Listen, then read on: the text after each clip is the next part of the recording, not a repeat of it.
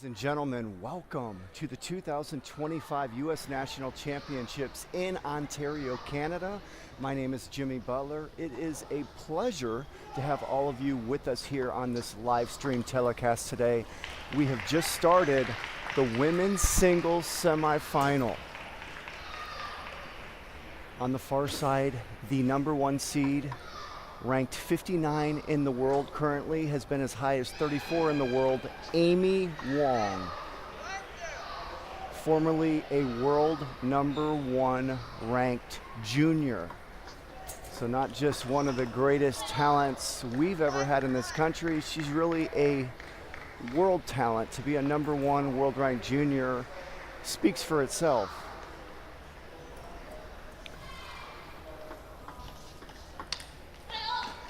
Wong's current USATT rating is 2585. And her opponent, who's serving right now, Tiffany Ka. She has a USATT rating of 2423. She is 20 years old. Amy Wong is 22 years old.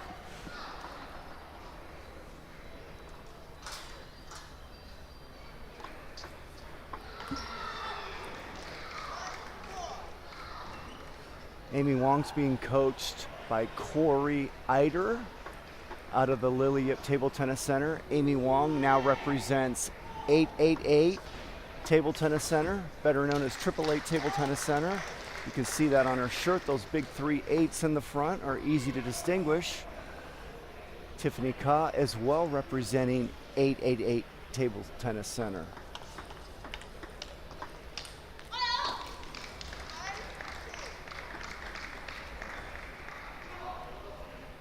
The coach for Tiffany Ka, you see it in the right-hand corner in the back of the screen, is Hyedong Sung. And then you see Amy Wong's coach to the left in the back of the screen. And that was a nice point there. It's so rare you see Wong go for a chop. Watch this.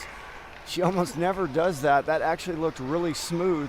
Actually never does it, and her first one looks silky smooth. Just kind of gives you an idea of what kind of talent she is. Everything she does in table tennis looks silky smooth, like that shot right there.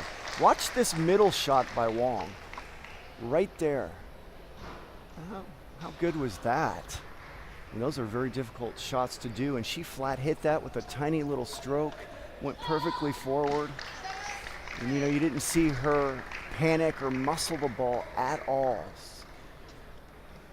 So that's what I mean, where she's very talented, and I call her silky smooth. Her movements are so smooth and so fluid and so relaxed.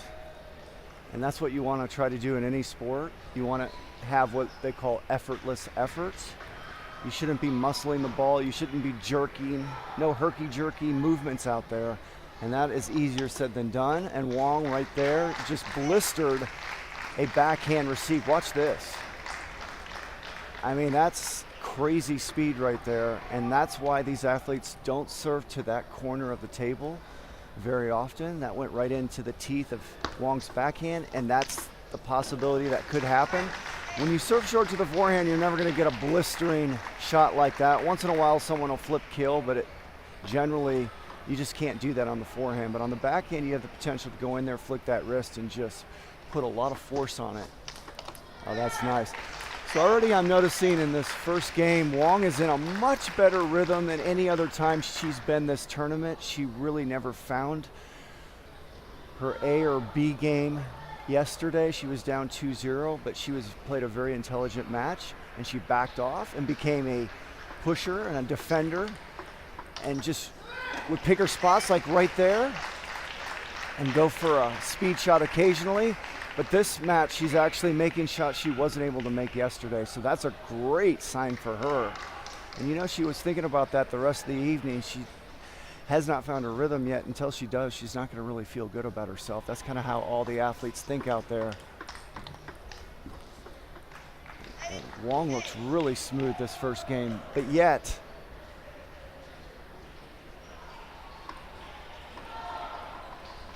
score is 8-8. That tells you how good Ka's playing.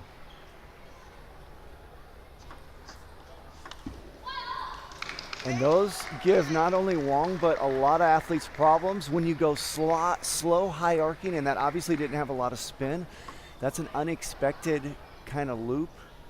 You know, Ka didn't mean to do it either. That's just kind of what happened, and it messed Wong up. Oh, that's beautiful. Watch Wong here. These are medium speed shots for her. Medium, and that's enough to win. Anytime she plays harder than a medium speed, there's more risk she's going to make an error.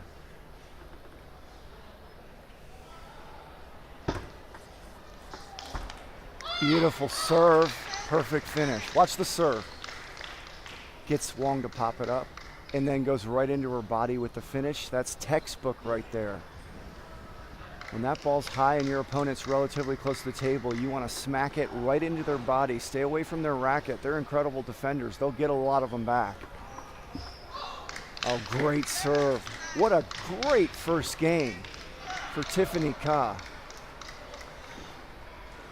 Just what was impressive about that game is she withstood the good play of Wong throughout the game, and at the end, it was Ka that came up with all the answers. It was Ka that came up with the perfect serves. She made no unforced errors. Outplayed Wong at the end of that game.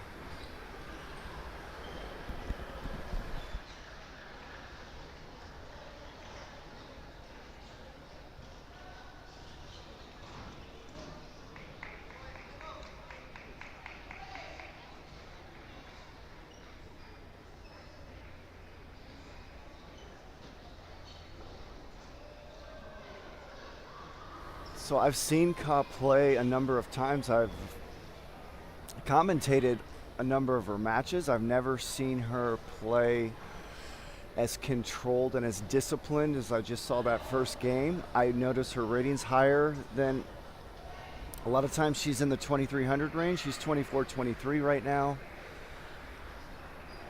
And that was an impressive first game because Wong actually played well until the end, and that's because Ka surprised her with good serves and perfect play.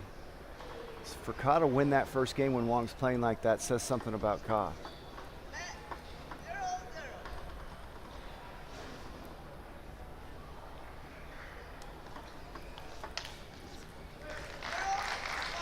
Ka missed that, but I love the technique. Watch the technique of Ka right here. Short stroke, perfectly forward, great waist turn. Only thing that didn't go well is the ball didn't go on the table, but that's a good looking technical forehand there. Oh, and that ball just dribbled over the top of the net. Those drive you crazy as a server. Ka made a great serve. Wong just flailed at the ball and got bailed out with a net dribbler. So those are killer.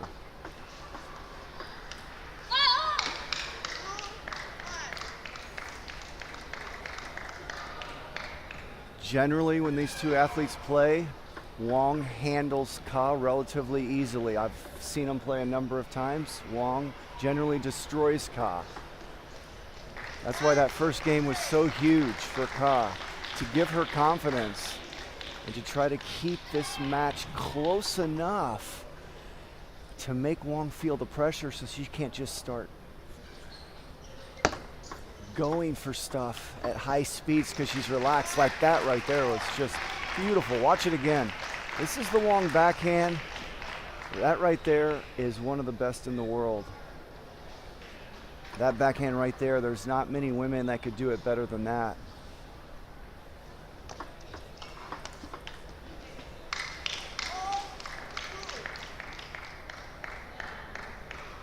So when Wong struggles is when her opponent figures out a way to make her feel uncomfortable and go out of rhythm, and a lot of times that's changing the arc and the pace of the ball. You don't want to go speed, speed, speed with Wong. She's really good at speed. But you also can't just play slow all the time, so you mix it up. What I do against certain athletes is I'll go speed once or twice at the most, and then the next one I'm automatically going to take some pace off it. And that has been a strategy that Wong struggles with, like that shot right there. So you want to mix stuff up. That was a high arcing spinny ball. Wong blew it off the table. So you want to give her all kinds of different looks and not just try to speed her, because she's one of the best at speed. She's got speed strokes. She's technically superior to anyone she plays here and most people in the world.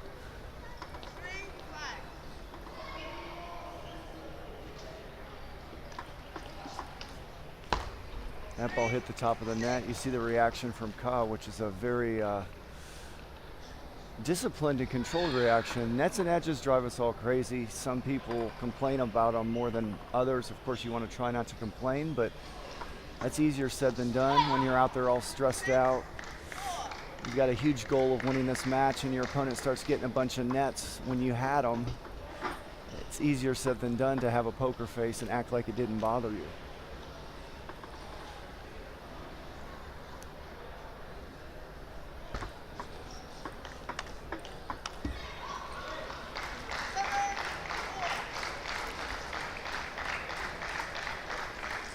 So that speed right there or less is what Wong has done really well this tournament, and it's gotten her to this round. When she goes faster than that, other than this first game, she's really struggled.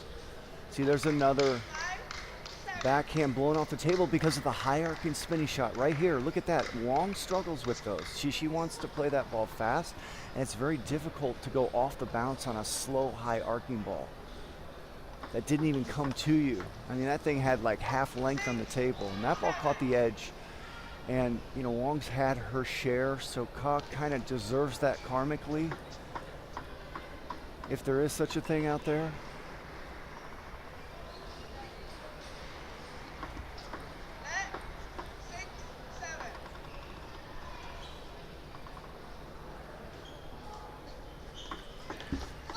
Nice serve. I'm really impressed with the service of Ka. She's won a lot of points off Wong. Watch this serve. It's deep, it's pretty low, and it's got good length on the table. Those are the qualities of a great deep serve. You saw what it did to Wong.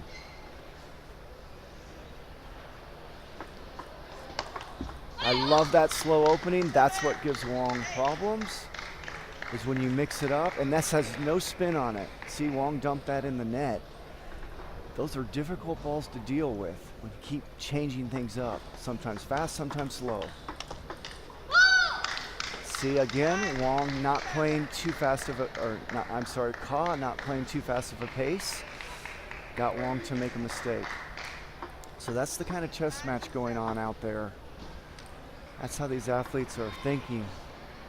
And Wong beautifully figured out to back off yesterday. We'll see if she stays backed off now, because as soon as she goes for a little extra force, she's starting to miss them all, and that's what's happened yesterday, and that's what's been going on her whole tournament. See, that's a nice medium speed opening by Wong. Wanted to point out, right, Ka struggled with it. See, that's not a very fast shot. Those are not easy to deal with. That's where Wong's been good. It's when she doesn't put too much pace on the ball. That's not the way she wants to play, but that's all she's been able to do so far this tournament. That ball hits the white line corner. Watch where this ball hits. I mean, that you can't come closer to hitting the actual edge than that shot. That's a so Wong put her hand up to apologize a little, so she's just saying, hey, I was a little lucky, but that was an incredible shot. Great serve by Wong, giving Ka a little dose of her own medicine. There's a great quality deep serve there. Fast, low, length on the table. That ball should come close to the white line on your opponent's side. There's another one. Beautifully done by Wong to win that second game. And Wong did to Ka what Ka did to Wong the first game. They were at 9-all, and it was Wong that outplayed Ka with great serves. That's the importance of having a good serve. It can bail you out of situations like it just did right there for Wong. It bailed Ka out the first game. Ka served Wong off the table right around 9-all. So that's the value of a good serve. And credit both of these ladies for coming up with great service when they needed it the most in this match thus far.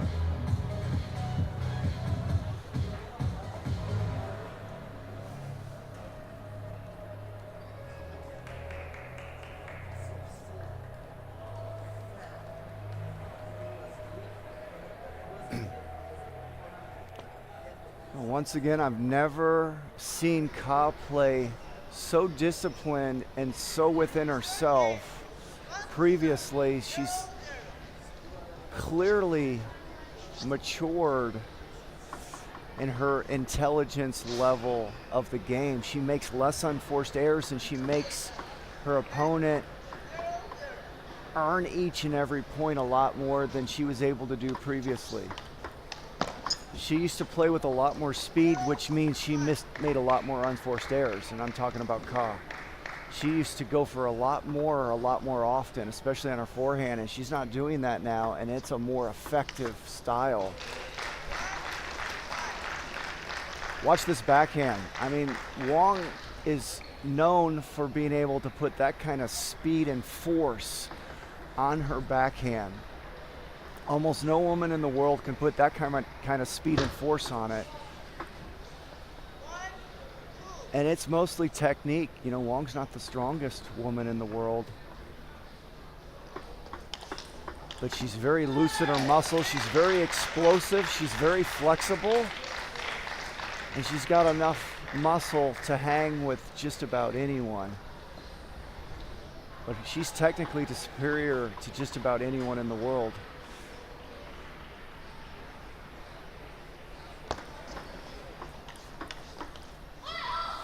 And another little tidbit about Wong, you know, she's been going to school full time, and she has not been able to practice nearly as much as normal in the last 6 months to a year. And out internationally, she plays half as much or less than, let's just say, any woman in the top 50, because she was as high as 34. So that's how talented she is. She's so superior technically. Her understanding of the game technically is so advanced. Look at her. I mean, how good was that point? And by the way, an amazing point for both ladies.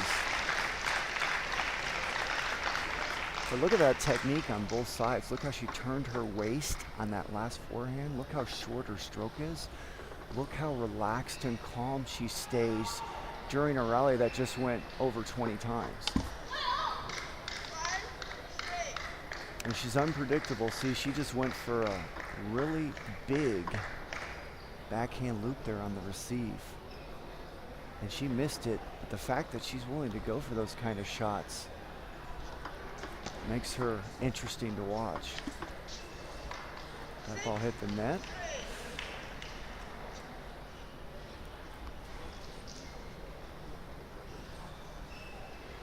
So Wong on a little bit of a run here, not just in the point score, but she's starting to heat up a little bit. That long rally must have really given her confidence. So she's starting to go for a little more because she does feel a little better, and she missed that one. And see, immediately if you miss one or two like that, these athletes need to start backing off again, wait a little bit, and then maybe try another one later. So you can't start blowing balls around the room too often, and that's where Wong really improved this tournament. And she's gotten a lot more intelligent, where when she blows several in a row around the room, she backs off now. She didn't used to do that. And that was a great serve by Ka. I like Wong's reaction. Watch, she just tried to get it on the table safe. She was in trouble. That's all you want to do when you're caught like that. If you're Wong, just get it on the table any way possible, because a bad receive is still better than a missed receive.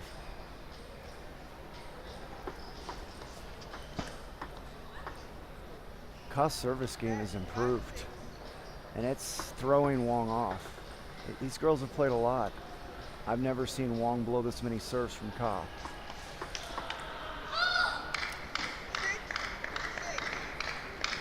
That's where I've talked a lot about Kanak Cha, Lily Jung, the same thing, Sally Moyland. Three of our great athletes, they all have weak service games. And I say that as a positive. They're so good at everything else. They're so high level. Wow, what a point. Great defense by Wong. This is where Wong has been good the whole tournament. Watch her defense right there. She's played great defense so far this tournament, and that's what's bailed her out when her offense is totally off. That's beautiful by Wong. See, that pace, she's been good this tournament. Watch the pace she plays right now. This is medium speed, great placement, kept the ball low. That is a great shot.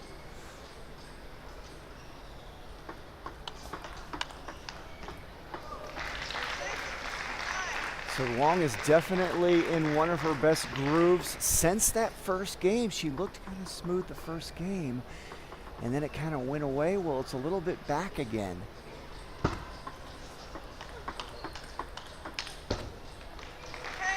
You know, Kyle lost that point, but watch her backhand loop and then watch this backhand. That's beautiful technique. And then I love the fact she went for the flat hit.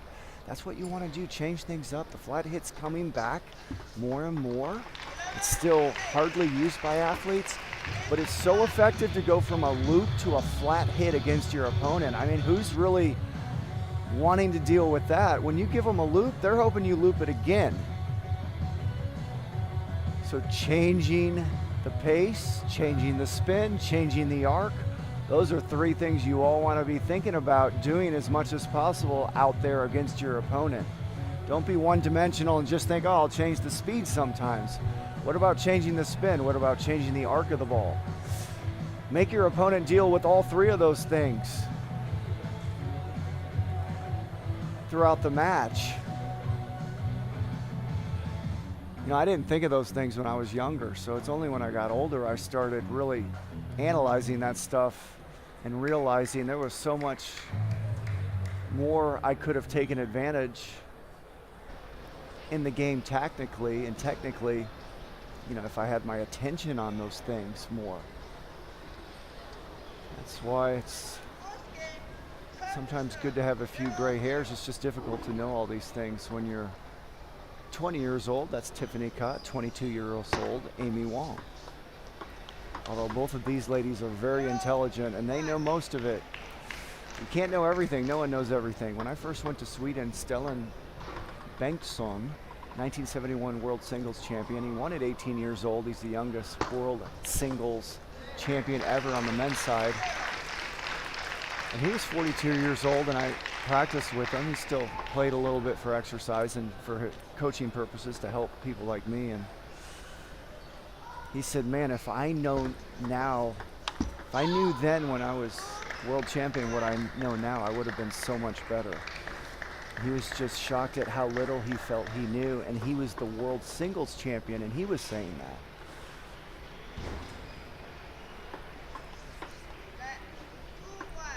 So this game right here is almost a must-win for Ka. Great serve. For her to come back from 3-1 is under 5% chances. That's a great serve. See the value of a good serve? You get points like that.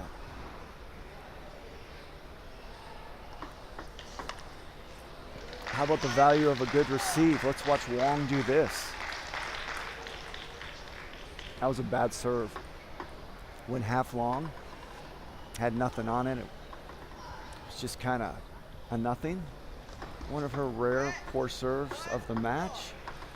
Impossible not to have one or two bad serves throughout a match. Almost impossible. I'm sure it's possible. But, you know, there's an ebb and flow to the service game as well. These athletes will sometimes serve really good, and then they'll just throw out some awful stuff occasionally. And that serve worked, had enough speed on it. It wasn't great, but it was good enough because it caught Wong off guard. So even though Ka didn't execute that deep serve perfectly, it could have been a little faster and lower, even a little more length. It was good enough, but the decision to make that serve was the most brilliant part because Wong wasn't ready for it. See, there's one of those slow openings that messed up Ka, and that's what you want to do is keep changing things up out there. You know, the higher level you go, you can't do the slow stuff as much because they're really good at reacting to it. You'll still do it a little bit, but when you go to lower levels, you can do it a lot more because the athletes aren't as good at it as you go down the totem pole. And those are the easiest shots to do. We don't miss slow openings very often, and if our opponent's missing a number of them, that's risk-free table tennis for us to do that.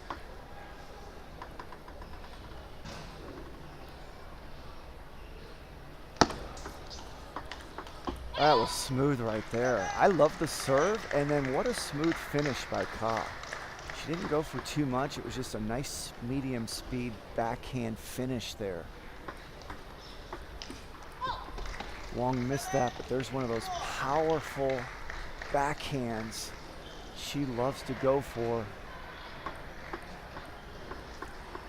Ball didn't have much length, and she wasn't able to get her feet in front of the ball, so she reached. I do that all the time, especially when my legs are tired. I don't think she's tired, but I get tired and then I don't move and I start reaching. That's kind of what happened to Wong that previous point. Let's watch this here. How about that serve? Talk about a brilliant decision and brilliant execution. You get your opponent to whiff the ball completely. You've done something in the service game. Oh, that was just beautifully done. Watch this beautiful receive, and then watch Wong take it off the bounce and back off a little bit.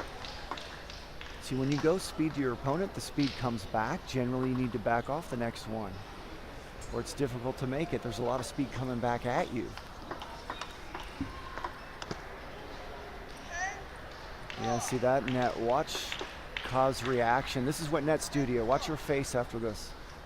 Oh, you didn't see it. The camera cut away, but that frustrated her. You know, the score was 9-4, so that net wasn't a big deal, but it was just the mental frustration you could see on her face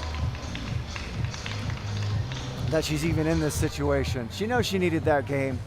Now, if you're Tiffany Ka, you just try to win a game. You don't think about the fact you're down 3-1 and, oh, I got to win 3 in a row. You don't even put that in your head. You're just focused on winning one game. That's it. You don't even think what the overall game score is. You just focus on one game. You tend to relax a little more too. Now there's not a lot of pressure on Ka. She's so far in a hole. So hopefully she can come out here and take a few risks, land a few, and give herself an opportunity to win a game. Now, if you're Wong, you're probably going to kind of do the same thing you just did until Ka can prove she has an answer for it.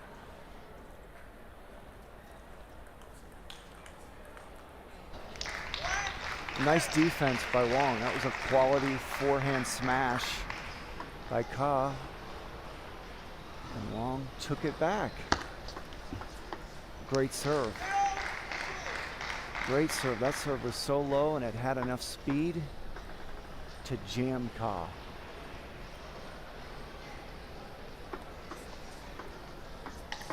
Oh, how good is that? Watch this crafty receive here. If we get a replay by Wong, we are not going to get a replay, but we've got AI cameras working for this telecast. So there's a big one. See Ka taking a few risks this game. Why not? See if you can land one or two and give yourself a chance to win a game. You can't go slow too much. Wong is too good.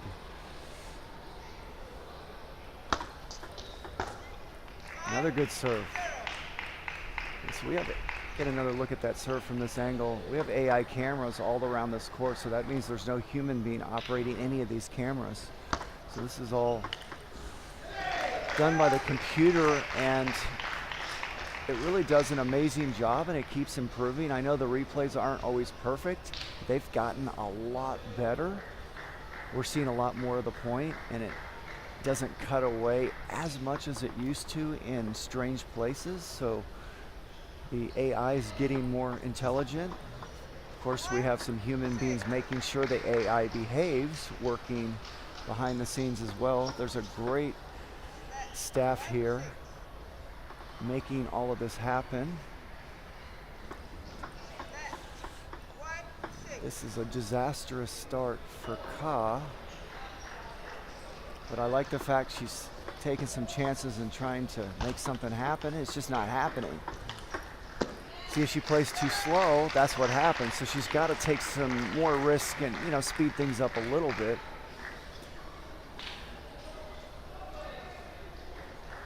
Because Wong is that good, but the way Ka is playing right now is the reason she got to the semis, and that'll beat just about all the other women here that kind of air-free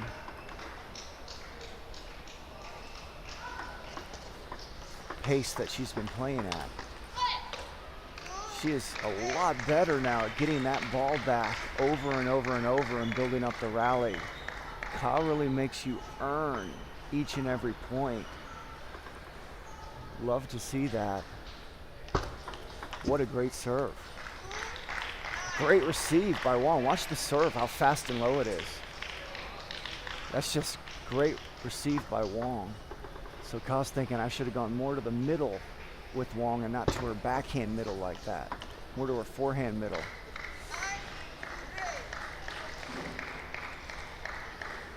Well, the good news for Wong is this is the best she's looked the whole tournament. And she didn't play her A game, but she's looking B minus, C at the worst. Her upside is so high that, you know, her standards are so crazy high because of her talent level that, you know, this for her is maybe B minus C, but that's not bad. B minus C, I'm kind of happy a lot of times. I play that most of the time. It's hard to find A or B plus. You just don't want to fall down at C minus D or F. That's when you lose or you're in danger of losing to someone a couple hundred points below you. You can't go to D and F game.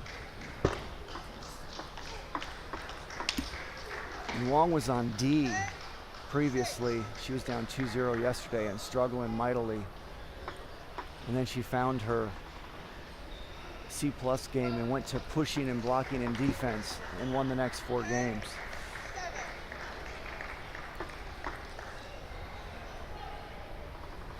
So Ka hanging around, but still, oh my gosh. Oh, that would have been a great finish for Wong, but what a great point for Ka. Boom, and then she still recovered after that great defensive shot from Wong. Boy, if you're Wong, you love to finish a match like that. That's the taste in your mouth walking off the court. Oh, that's a nice finish. She'll take that. Amy Wong will advance to the women's singles finals at this 2025 U.S. National Championships. And she's got to be feeling a little better about herself today than she did yesterday, because there were moments in that match where she found her rhythm. She wasn't able to sustain it for long periods of time, but that's the best she's looked this whole tournament. And so that's got to make her feel a little bit better before this finals happens early this evening, California time.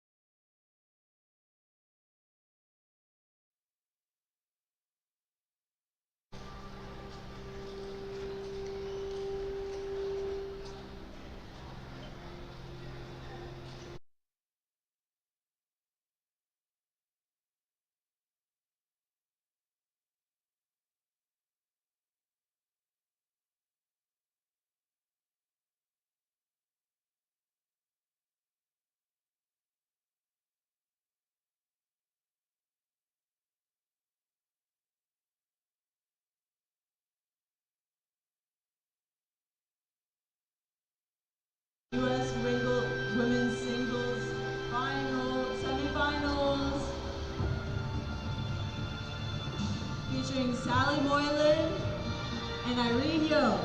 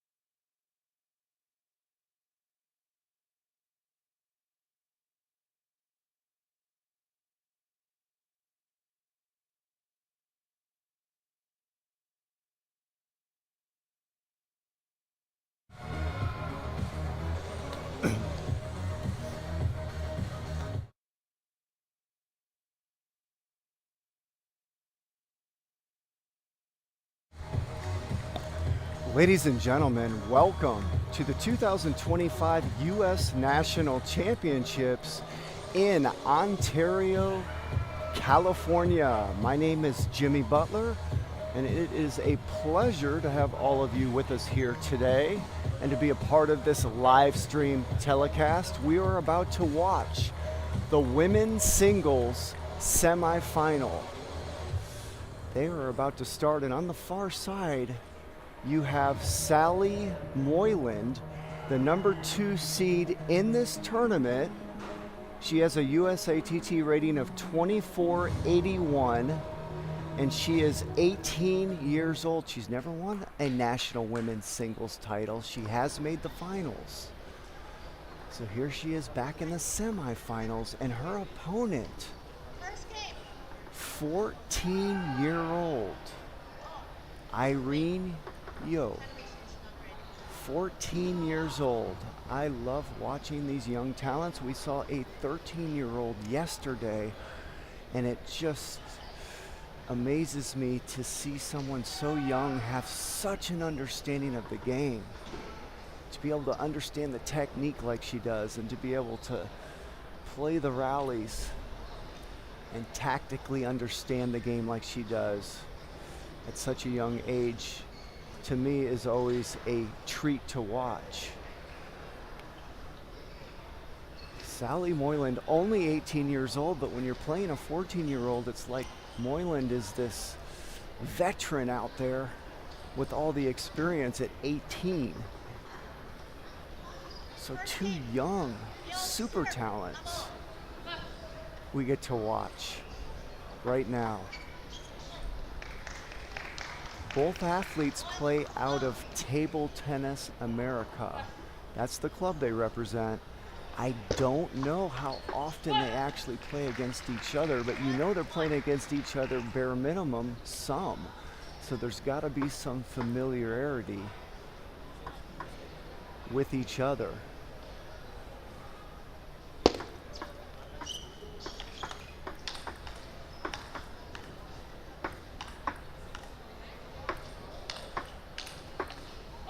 Oh, that's an interesting rally right there. A beautiful rally. What's interesting is I don't ever see Moylan lob.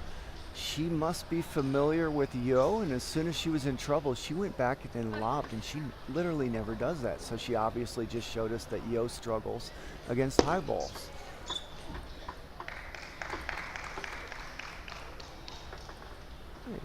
Moylan looked pretty good lobbing back there. She might want to do that more often if she's got that as a line of defense. Since I've never seen her do it, I'm surprised she looked so smooth doing it the first time.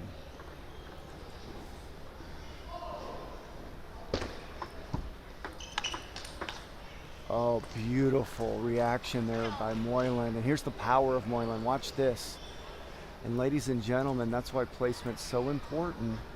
That was a finishing shot there for Yo because Moylan popped it up so high and she went right into her forehand racket.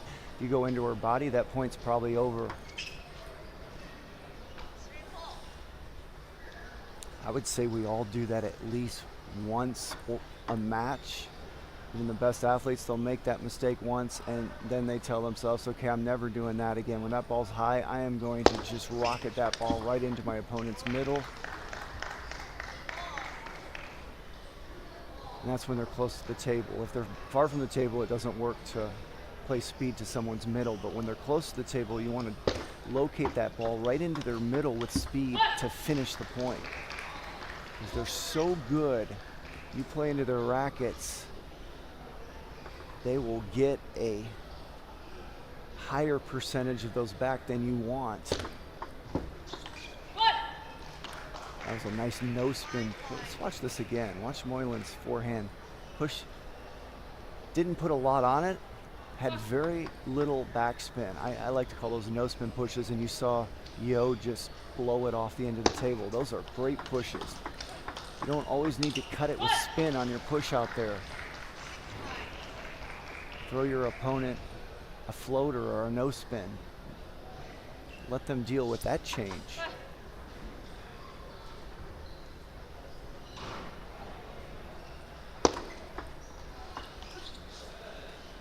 Oh, good serve.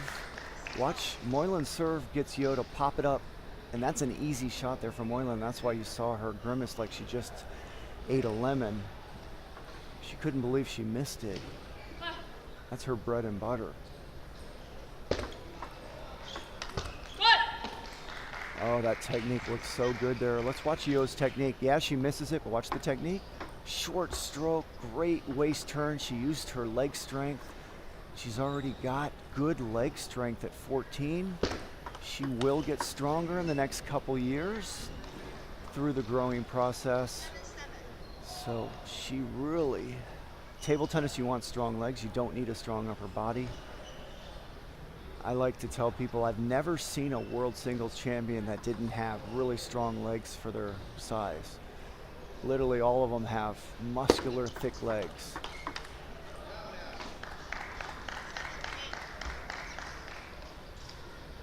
Part of that's training, part of that's genetics. I've never had thick legs, I never will. I was born very thin framed, thin build. So I have to lift weights just to kind of look normal skinny. So I always look at the athletes that have the strong legs and think what a luxury that must be, because I never had them. Both of these ladies out here have strong legs.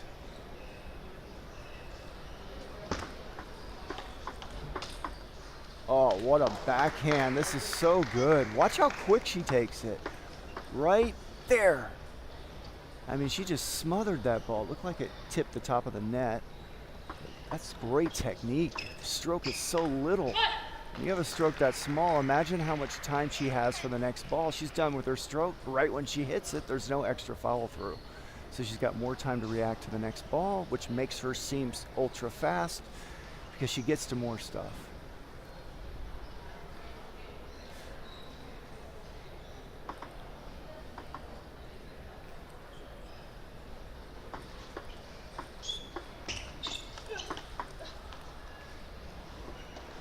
What a great, great first game for Irene Yo. 14 years old in her first women's singles semifinal, and she just went out and won the first against second-seeded Sally Moyland.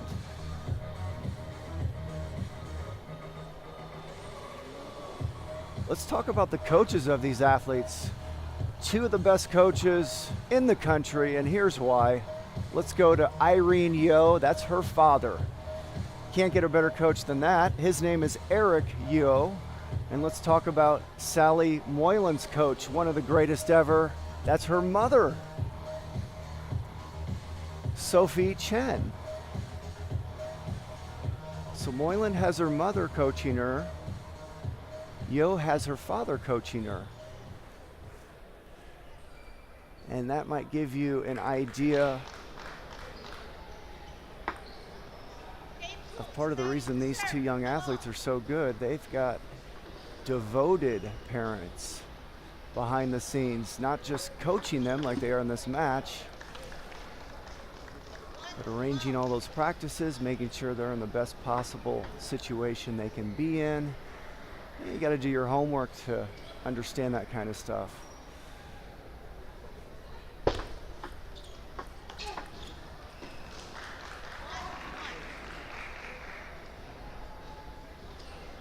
So the two greatest sponsors you could have are your dad and your mom.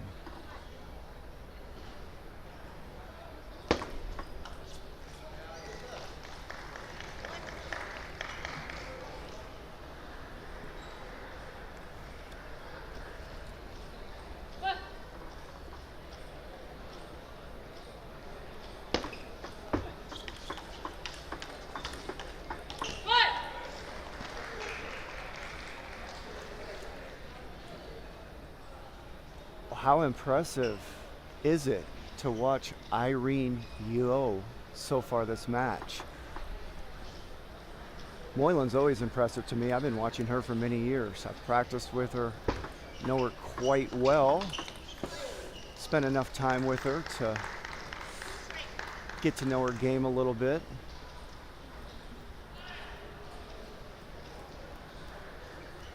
So I know what I'm going to get when I watch Sally Moyland. Yeah, some days she plays a lot better than others, but she's always good. But I haven't watched Irene Yo play that often.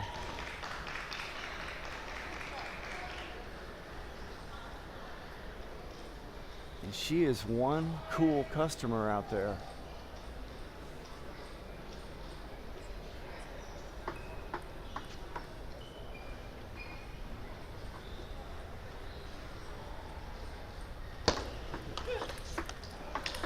Oh, how good is that? Off a slow high ball, which aren't easy to pummel like that. Watch this.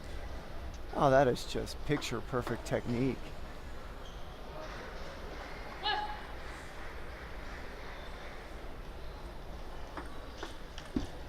Great serve. That was loaded. Watch this serve. Heavy side chop coming the other way. And you saw what it did to Moyland. She's a good receiver. So anytime you can get her on a serve, you've done something. Great receive by Yo. Oh, the net got her, but that was a great receive. Watch this receive. She just jumped all over that relatively high and slow deep serve there by Moyland. Again, I've mentioned this before. Service is the weakest part of Moyland's game. Her serves are not up to the level the rest of her game is. So that's one area you can try to take advantage of her if you're a good receiver. If you're not a good receiver, it just means you're not going to miss many of her serves. You'll get more quality receives than you're used to. Let's watch Yo serve again. She's got good variation.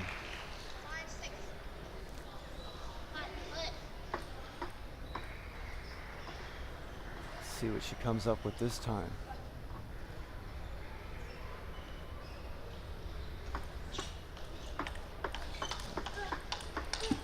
Oh, that was a beautifully played forehand from the middle of Yo. Watch this forehand right here. Look how little that stroke is and how quickly she was able to react to her middle. You know, as athletes, we're always trying to jam each other into the body. It only works if it has enough pace, but look how quickly she reacted to that ball going into her body. That's just fearlessness coming from Yo. She just came in and tried to pummel that receive, so she is fearless out there and really going for her stuff.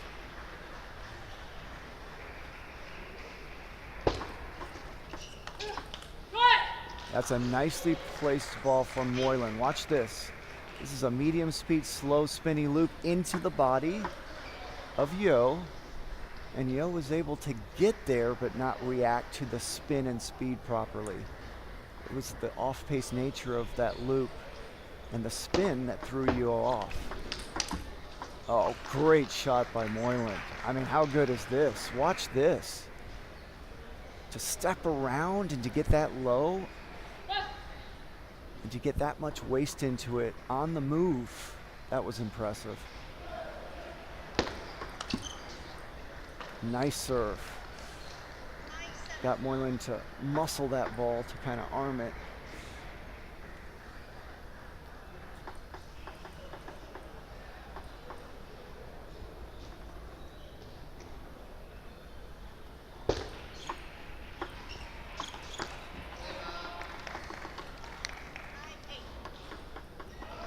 Yo really jumps on balls if you don't put a little pressure on her. She's been quite good so far at the slow stuff Moylan's given her. See, Moylan can play slow all day, and unless Yo proves she can beat Moylan's slow game, Moylan's not going to play a more high-risk, speedier game.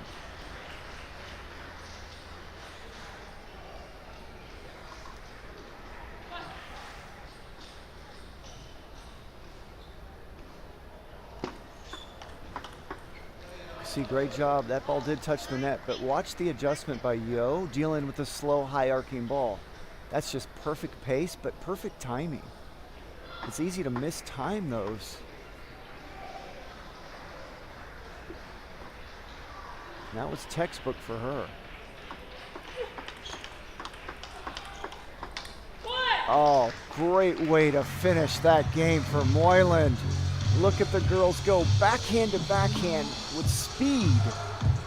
And Moylan comes out on top that last point.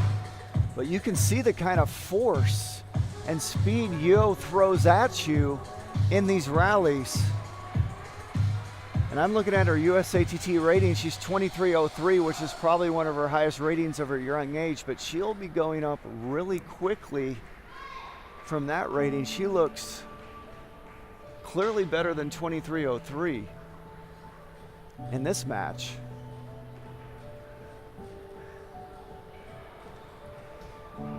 What a talent. She is fast, and she is technically clean.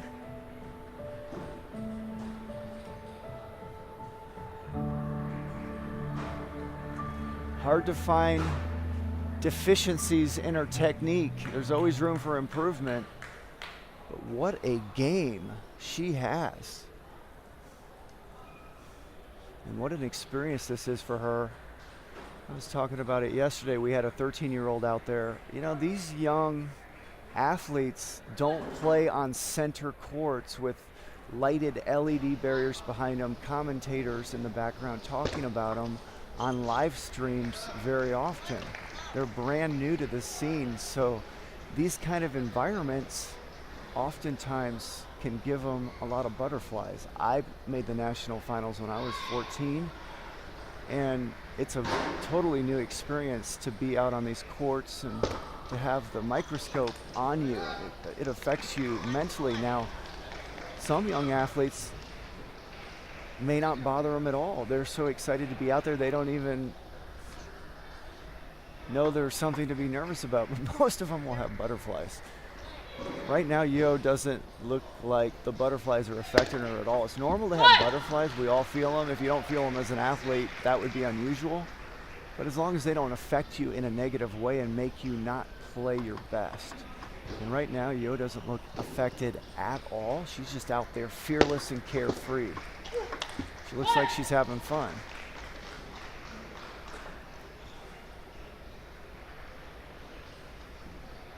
So those kind of balls Moylan wants to give you all day until you prove you can beat her. Those medium, slow to medium openings, and just kind of keep it around that pace and try to like place the ball well, throw you off with little changes within those speeds.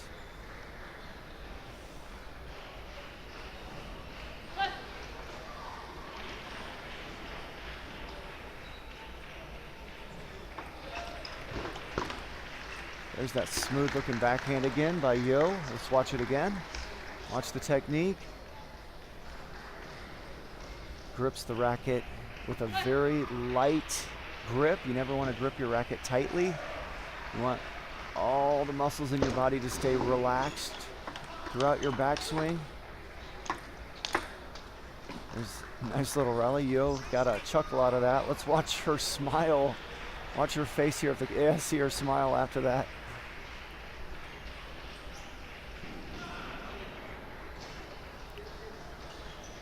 Your body, your grip, everything should be so relaxed. Only when you make contact do you then contract your muscles, and you want to do that at the least amount possible.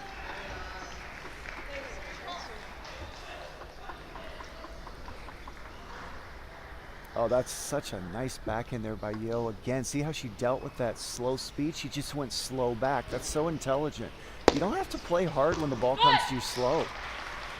It's not always easy to play those hard. You can go slow back or maybe a medium. If you're feeling it in a good rhythm, that's when you tend to play slow balls hard most of the time.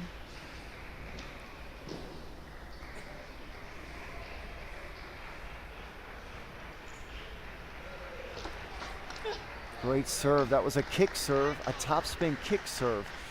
Even though it wasn't that fast, it was the kick on the side of Moylan that got her to blow that ball off the end of the table.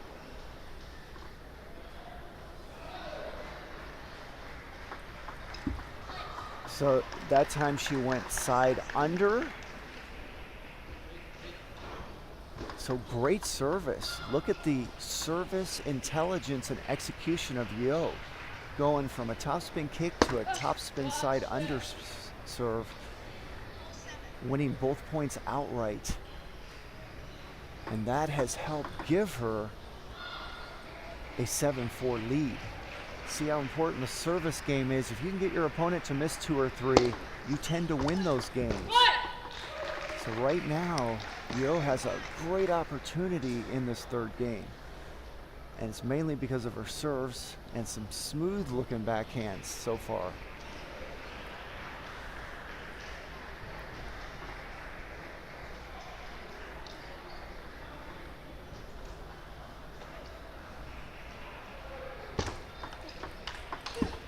Oh, that was nicely done. Good receive by Moylan, but watch the reaction by Yo right there. She had to lean her body away from her middle, turn her waist, and execute that stroke, and she did it perfectly.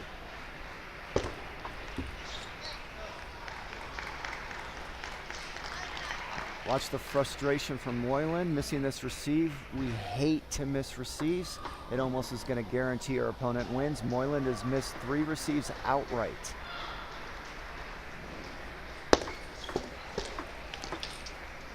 There's a good serve by Moylan.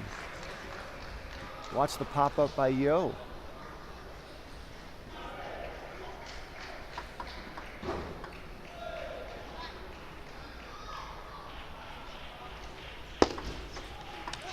That was a weak serve. I saw it from the beginning. Yo said, I see that too, and watch this.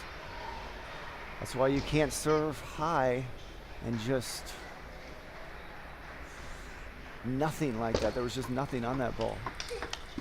Oh, that was a nice looking forehand by Moylan. Watch the waist turn by Moylan right there. Nice short stroke.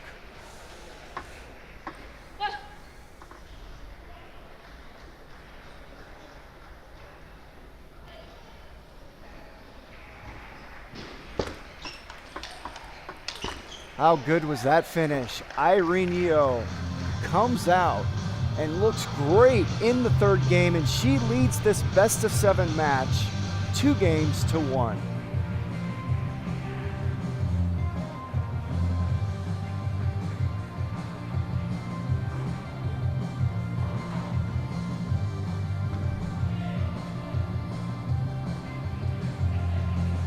Once again, we get a good look at the coaches of these young athletes. Irene Yeo has her father in her corner. You see him in the back of the screen, right corner, and we go over to the left of the screen in that back corner. There is Sally Moyland with her mother in her corner this match, Sophie Chen. Eric Yeo is the father of Irene Yeo.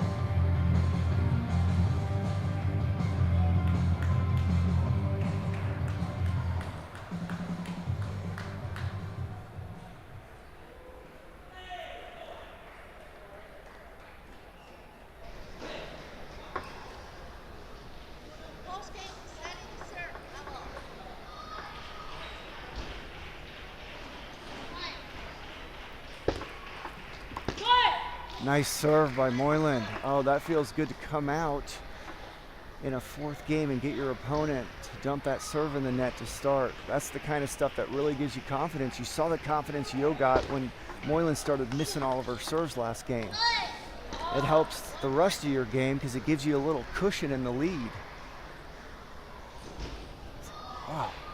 Yeo is so good at judging the speed of the ball on her backhand side. Nice serve. Got Moyland to miss it outright. Can't beat that. So Yeo doesn't have much variation as far as different ways to serve. She kind of goes with the same serve right here every time, but she does vary the spin well. But she does the same motion every time. She's got a top spin serve. She's got a no spin serve. She's got under. You know, it all has side under, side chop, side top spin. But she's got those kind of variations, but she does the same motion every time. So she hasn't developed any of the other motions now. Moyland's pretty much the same thing, but doesn't do it as well. She serves reverse, or not reverse, but pendulum almost the whole match. Has almost no variation. You'll rarely see her do a backhand serve. How about a hook serve? How about a reverse pendulum? She never does it because she doesn't know how to do it. But right on cue, she's going to do a backhand for us.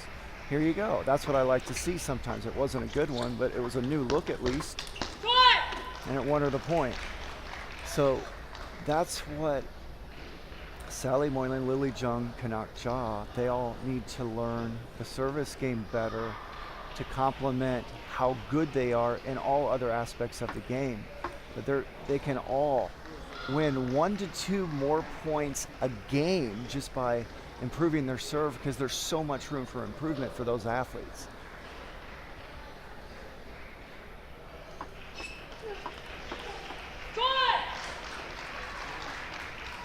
Tough angle. Moyland pulled it off. Watch this angle right there. She's pretty happy about it. I would be too.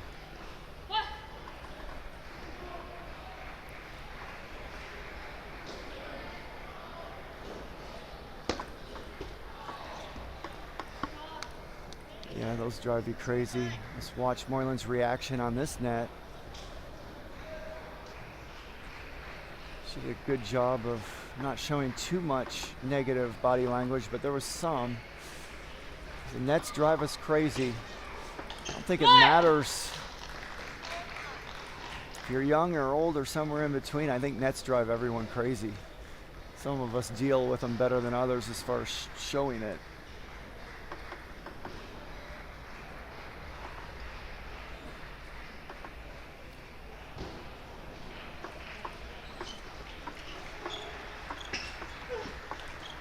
What a great look at the short game from both of these athletes. Look at the short game. Now watch the nice deep cut. The only thing she didn't get on that is much length. The technique was great. She kept it low. She created a lot of spin. It didn't go close enough to the white line, and that's why Moyland was able to make a good reaction. If that ball goes close to the white line, Moyland's probably jammed and the point's over. So you kind of see the understanding that Yo has of the game already at 14. The way she played that short game and then tried to jam her deep was very impressive to watch at her age.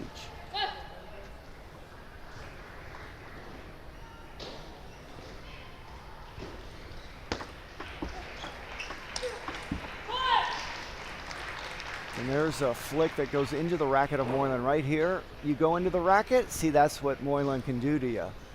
If that flick goes into her body or goes down the line, almost no chance Moylan could make any shot like that, and there's a good chance she might have been done.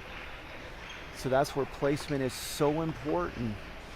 And you just make one little mental error here or there, and it can cost you the match.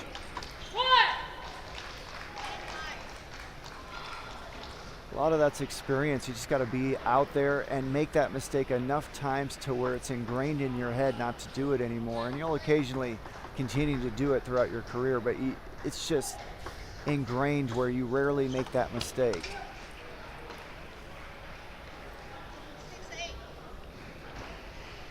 That was a great receive. Did you see the creativity of Yo on that receive? She kind of no spin, flicked her wrist the opposite direction you normally see him go on a backhand push. That's beautiful to watch right there. What a point. Both athletes, great stuff.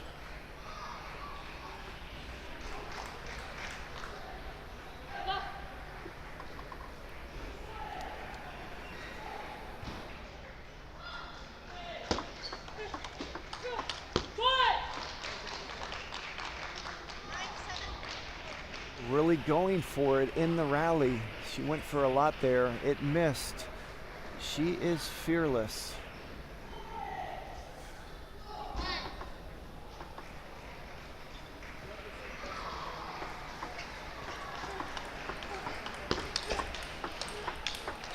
That's an unbelievable recovery, that point from Yo, because in the beginning of the rally she looked done, and then she came up with that. And now you're seeing emotion coming out of Yo. She's been quiet this whole match, but now you're starting to hear some vocal cords.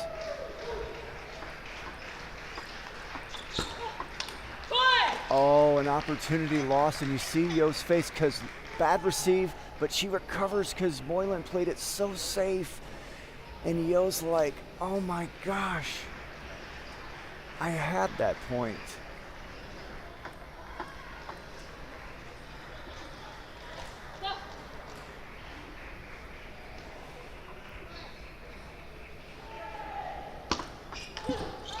Oh, Moylan had what she wanted, but at the end of the day, credit Yo for winning a point outright on her serve. It was the spin that threw Moylan off. She was ready for the serve coming to that location, but the spin got her. Great serve by Yo. Another great serve. And got the point, and we are at deuce, and once again, it's the serves of Yo getting her back into this game. It was the service game of Yo that was the difference when she was winning that early game.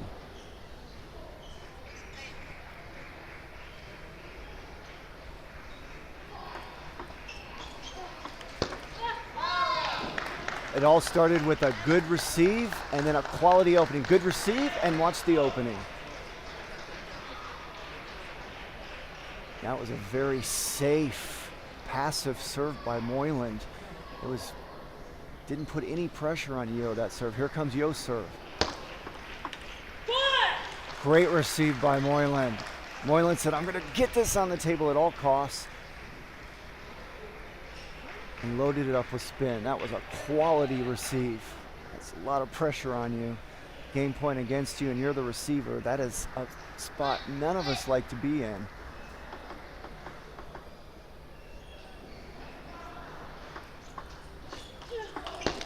Oh, how good was that? Moylan testing the forehand of Yo here, making her work from that side, and Yo said, I'm up to the challenge.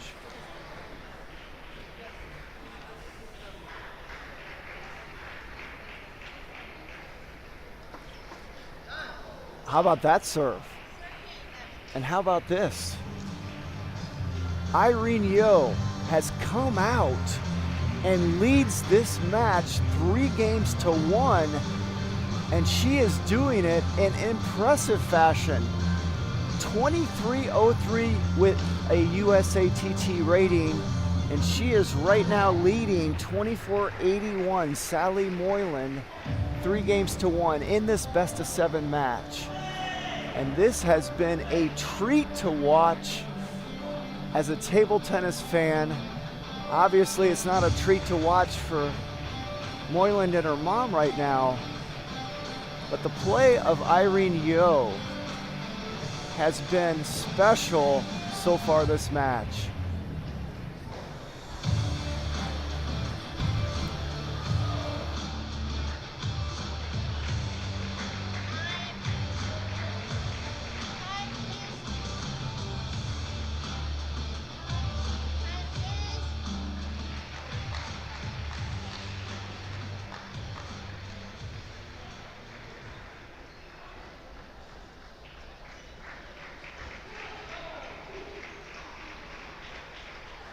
Again, I don't know their practice schedule. They're both from the same club. They must be familiar with each other somewhat, if not a lot.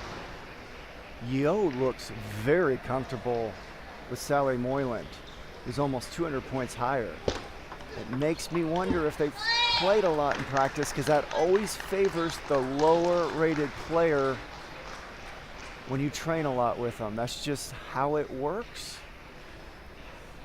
People can debate why, and I'm all ears.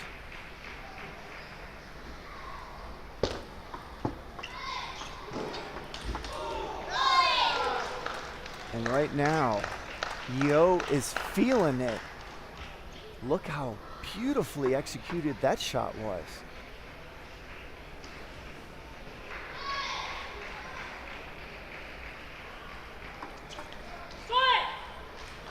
Well, Yo really went for a lot of force and pace on that receive. That gives you an idea of how she's feeling. She's firing on all cylinders right now. Oh, and I love that off-speed receive. Watch this off-speed shot by Yo. See, she just kind of floated that ball over with an inside wrist motion. I do that quite a bit myself, and it's very effective. Not a lot of athletes can do it, so you don't see it too often. There are some that do, and so athletes aren't used to dealing with that kind of ball since they don't see it in practice, unless you practice with a guy doing it a lot or a girl. So it throws them off. They're not easy shots to do, or everyone would be doing it.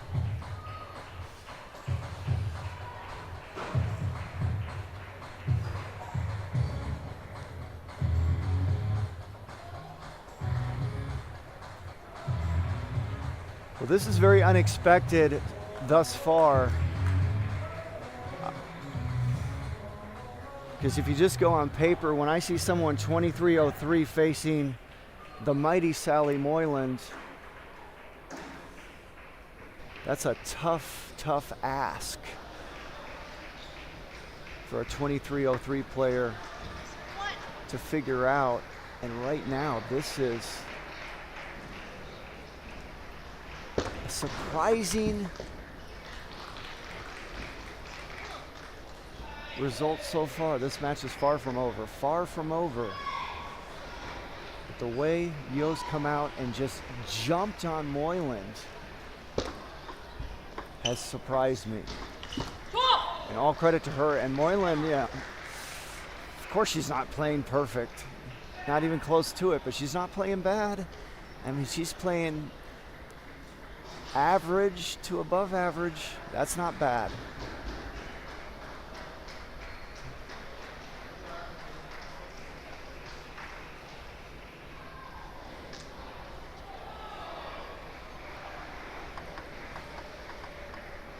Yo's playing lights out for her 23:03 rating. I mean, Yo looks 2,500 right now. I mean, that's stunning to watch a 23:03 player look 2,500 in the women's singles semifinal. That's where I'm just surprised by this, and I love it. I mean, this is incredible to watch.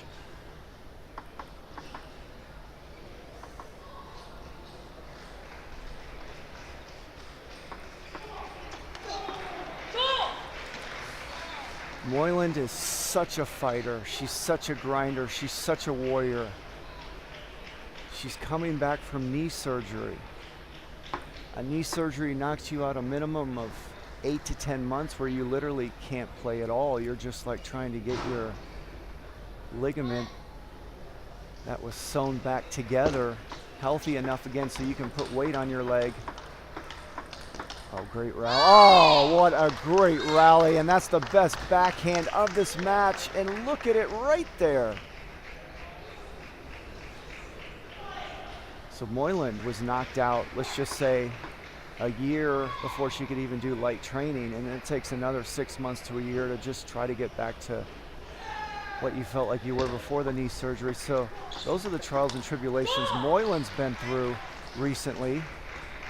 And she's come back super strong. It hasn't been that long from her surgery. I don't have the exact timeline, but she hasn't been playing much more than a year to a year and a half since her surgery.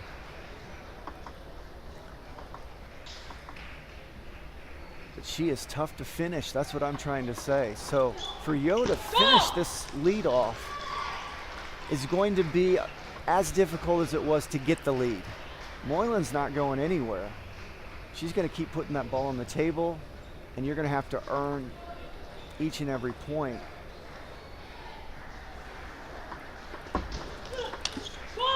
See, Moyland's going to like heavy spin, medium or slow loop everything. Watch this. That's a medium speed, slow, spinny, low to the net loop. And Moyland's going to say, okay, if you're going to beat me, you're going to have to make those kind of shots through me that Yo just missed. What makes Moyland so tough. No matter what kind of day she's having, she's going to make it really difficult for you to beat her. Oh, that was a great serve. But the Moyland receive was so bad it was good. Who expects that kind of ball to come at you? A high arcing white liner that Moyland accidentally did. Bad receive's better than a missed receive.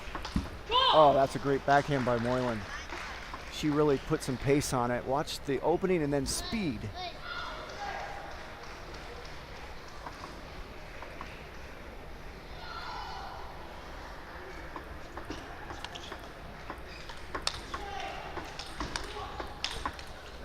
Great point. Moyland looks a little more relaxed right now. Not as much pressure on her now that she's down 3-1. She's in big trouble, and it's almost like your defense mechanisms kick in. Suddenly you're a little more calm than you used to be. Those are the kind of psychological challenges that athletes face. Their mind doesn't stay the same. It goes in different directions, and so being able to control your mind and to keep yourself in the right state of mind is an art in itself. That's why it's so hard to finish. Yo's 14 years old. Is she going to understand all these things and keep her intensity? Not relax 1%. You got to have the same intensity or more to finish. And this is a quality game by Moyland. She's really made some quality shots, and she has made almost no unforced errors this game. Notice she hasn't missed the serve of Yo this game. You don't miss 2 or 3 receives, you have a good chance of winning that game.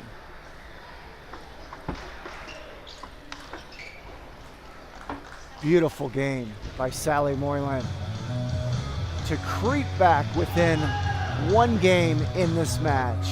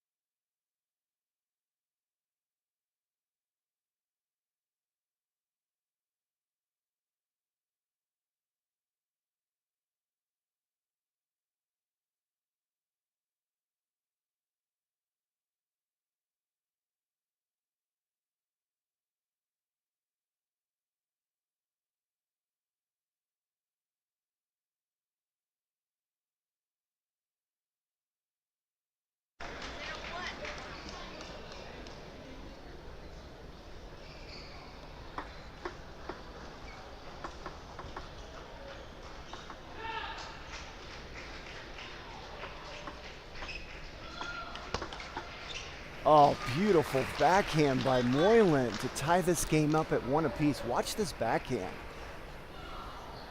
How perfectly done was that?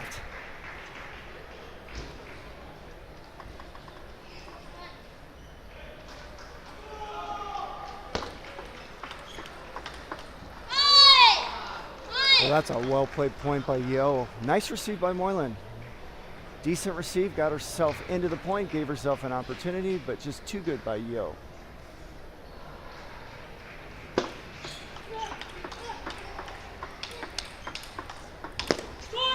What a great point. And Moylan looked up to the sky after she won that point going, how did I do that? She had to return several bullets from Yo. And look at the amount of pressure Yo can put on you with speed and quickness.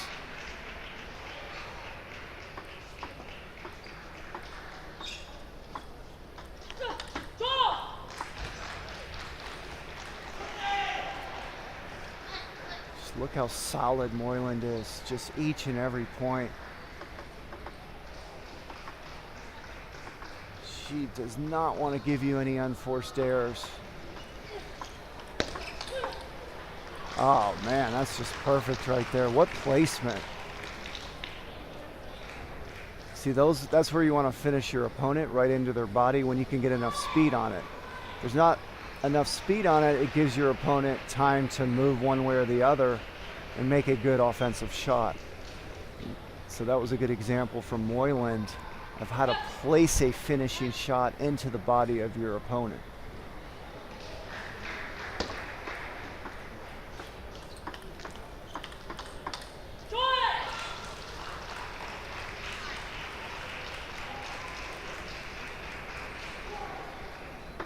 Moylan is really, really good backhand to backhand.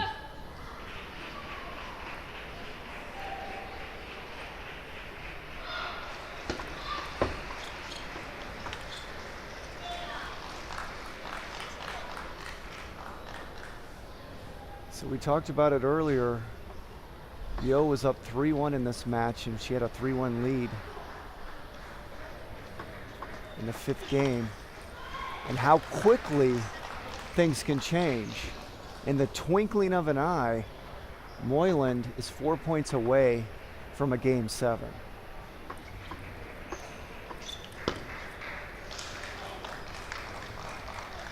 So this match was far from over when Yo had that 3-1 lead. And we talked about how it takes an equal amount of intensity or greater amount to finish someone like Moylan than it took to get the 3-1 lead. Look how tough Moylan is to finish. She's not going anywhere.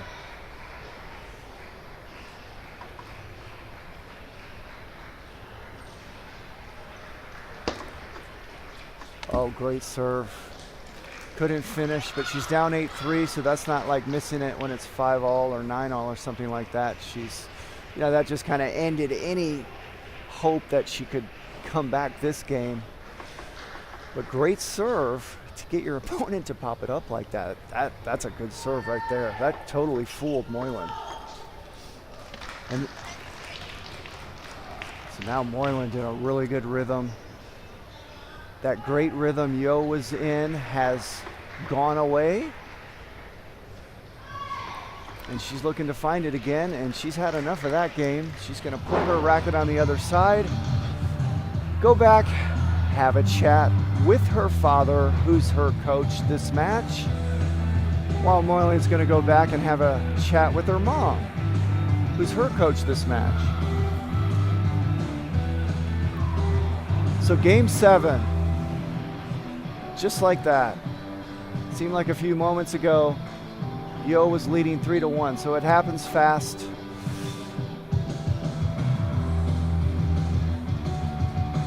And this is going to be really interesting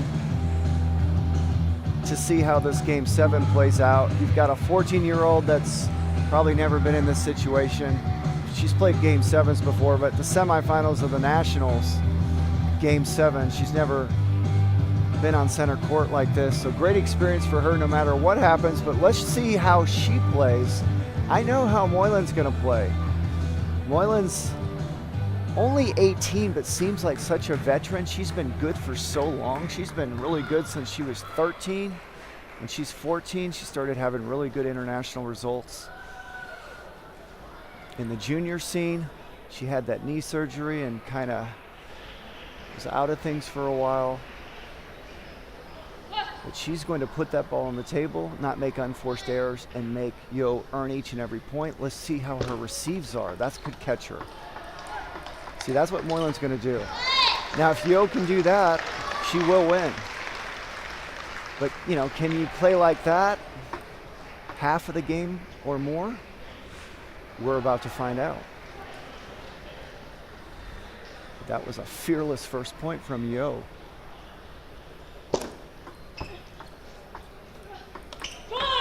See, that's what Moylan's going to do. She's just going to keep opening with slow, medium shots. That's not a risky shot for Moylan. She can do that all day, and she's going to work Yo in that way and make her beat her that way.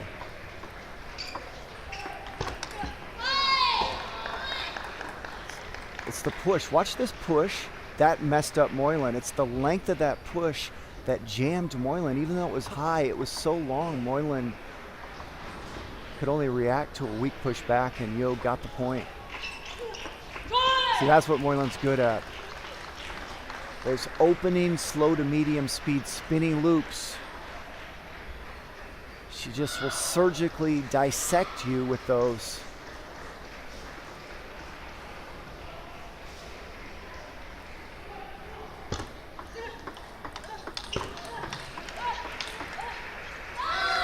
Great table tennis, both athletes. Here it is again.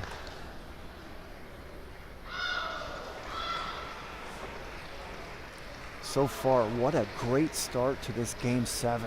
High quality table tennis.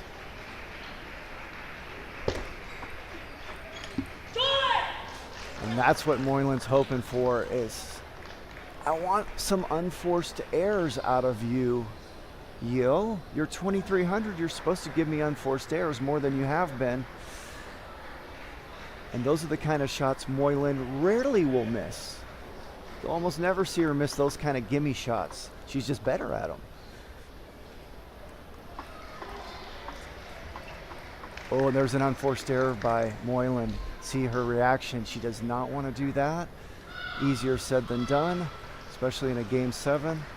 But that's what the intelligent athletes are trying to keep their unforced errors to a minimum in these tight situations. See, there's a kind of easy opening for Yo. I mean, this is a relatively weak push. I mean, that's pretty easy. And you tend to see a lot more of those out of a 2,300 athlete. That's why they're 2,300. Takes time to get good at that stuff.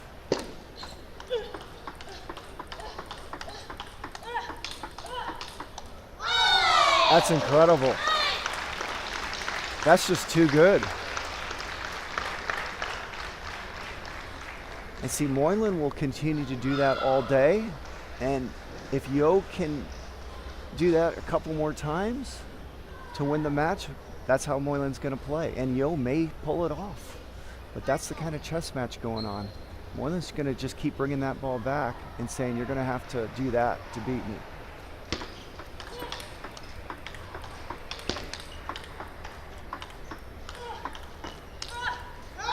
Unbelievable rally, and right now Yo is in an incredible rhythm. She lost her rhythm the last couple games, looked very mediocre, and now look at her. She found it again in the most important moment of this match, but we are just slightly past the midway point.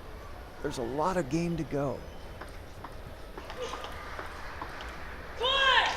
Oh, that's just well done by Moylan. Watch this powerful opening backhand right there. And then she backs off on the next one and wins the point. What a great change in pace and arc of the ball, going from a fast rip on the first one to a slow, high arcing ball on the second one.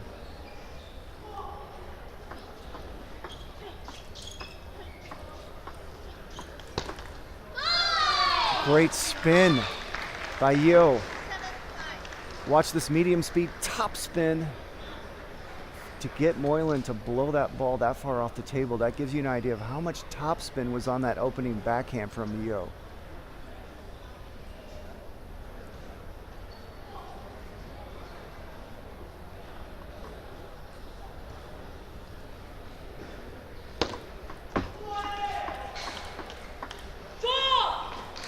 Nice defense by Moylan. Watch her get these balls back right here. She's just working off the speed of Yo on that shot. She took a step back and she just played the speed of the ball, and that was more of a defensive posture, even though she is playing with some offense back.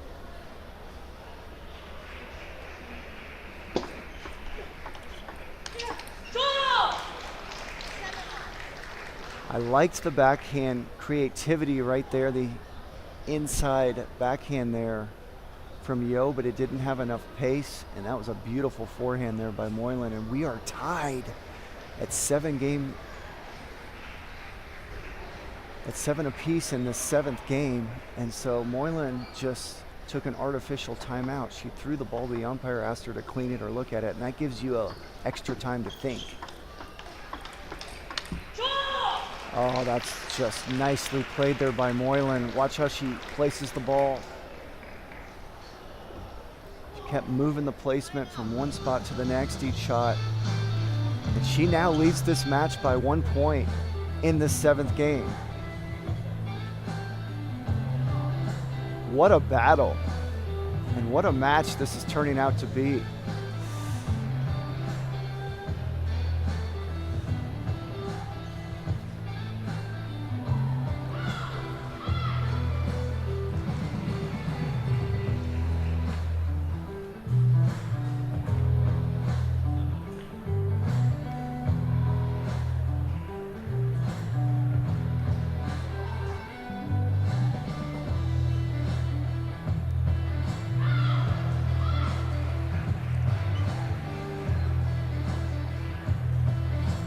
Well, it's going to be an interesting finish here. You know, the ebbs and flows,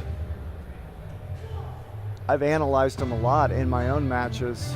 And you think when you win 4 points in a row or 3 points in a row, like Moylan just did, that, oh, I'm in good shape. I just won 3 or 4 in a row. I'm hot. And that means I'm probably going to win more points. It actually doesn't work like that at all. In these kind of matches, when you win several points in a row, it's very likely your opponent is going to win a point or two very soon. You know, there just usually aren't 6-point runs or 10-point runs that ever happen. So let's see what happens here. Moylan on a 3-point run here. She got another one.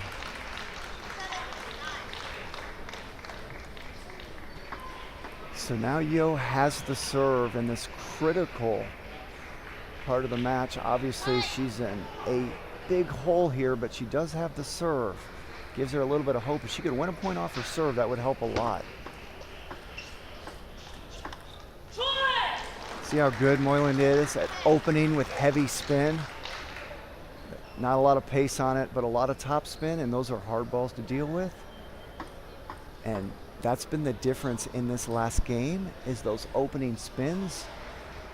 Yo's had some great points in this game, but she's missed a lot of the slow stuff this game.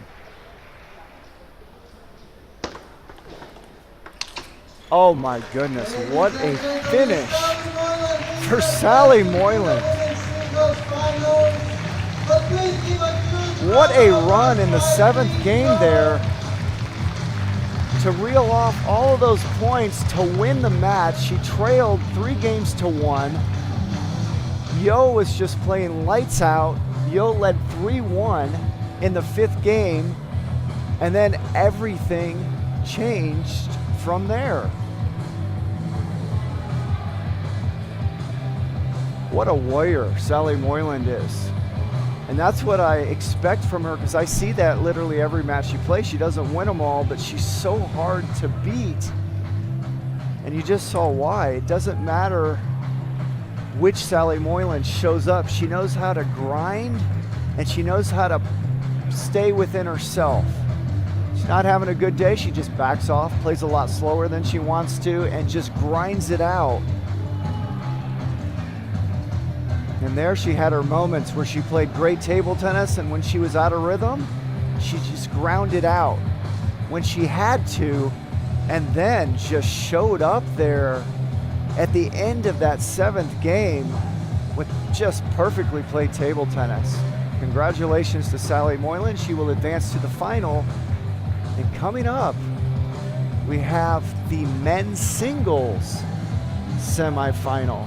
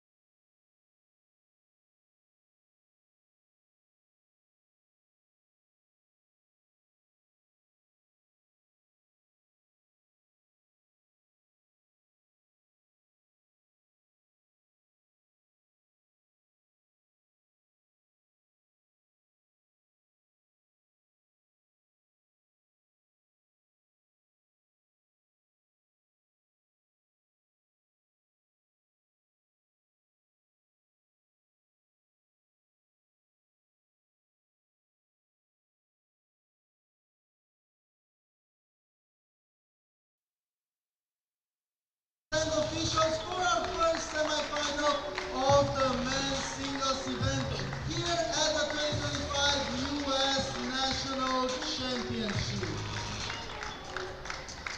We would first like to introduce Shanjin Zhong. Now we would like to introduce the world ranked number 29, is a 3-time Olympian, Kanad.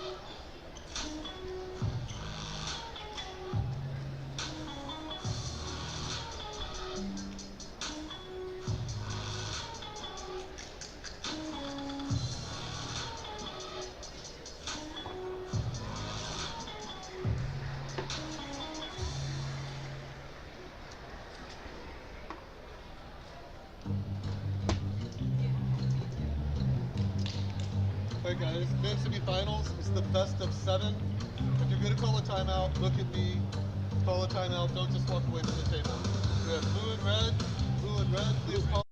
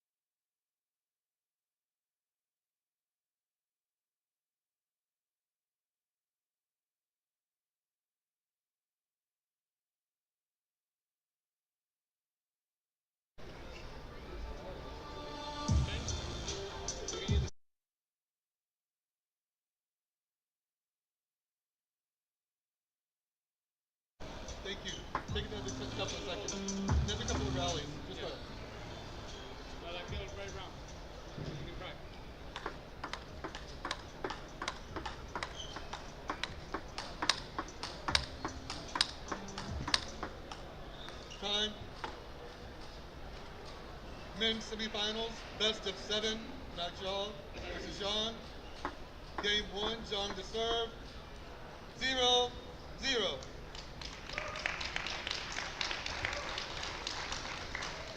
Ladies and gentlemen,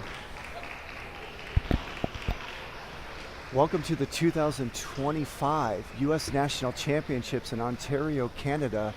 My name is Jimmy Butler, and it is a joy and pleasure to have all of you with us today. 1-0.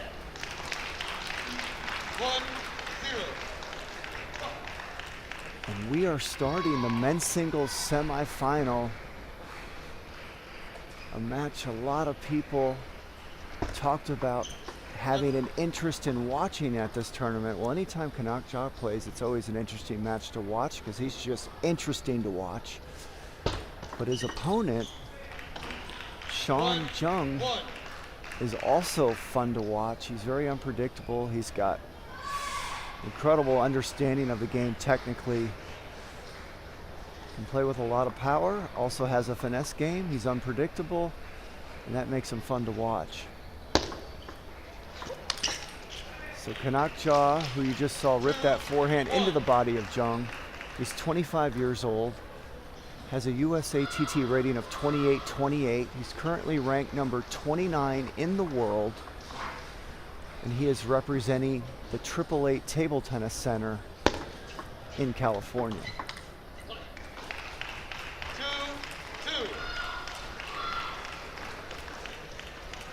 We have Sean Jung. He's 29 years old, has a USATT rating of 26-38, and he represents the Orange County Table Tennis Association Club. You see the OCTTA on his back. That club is owned and run by Dr. Lee and his wife, and they are out in the crowd watching this match as we speak. I've been to the OCTTA club a number of times, one of my favorite clubs to go to. I've played tournaments that they have out there, and I love hanging in the area. The club's about 15 minutes from the ocean and the beach. It's just a beautiful area.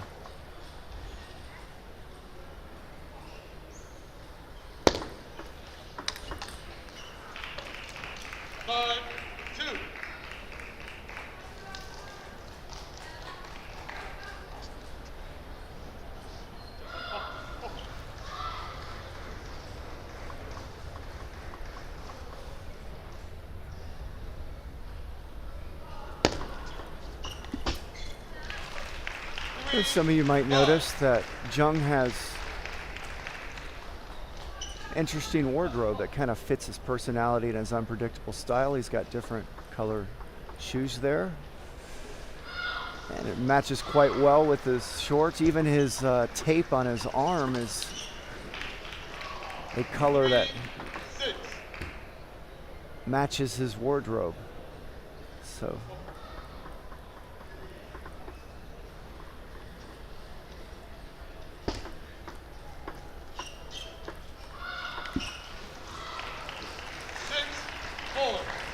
but he's very unpredictable, and he can play crazy good. He's had some incredible results winning tournaments in California with an international field with players like Eugene Wong from Canada, who's been a solid top world 80 player, a guy that made the Pan American Cup final and lost to Kanak Ja in 7 games within the last 6 months or so.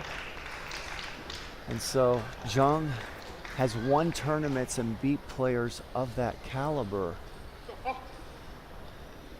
So he has the firepower to beat Ja if he finds his A game, and it also depends how Ja plays. If Ja plays his A game, no one can beat him here.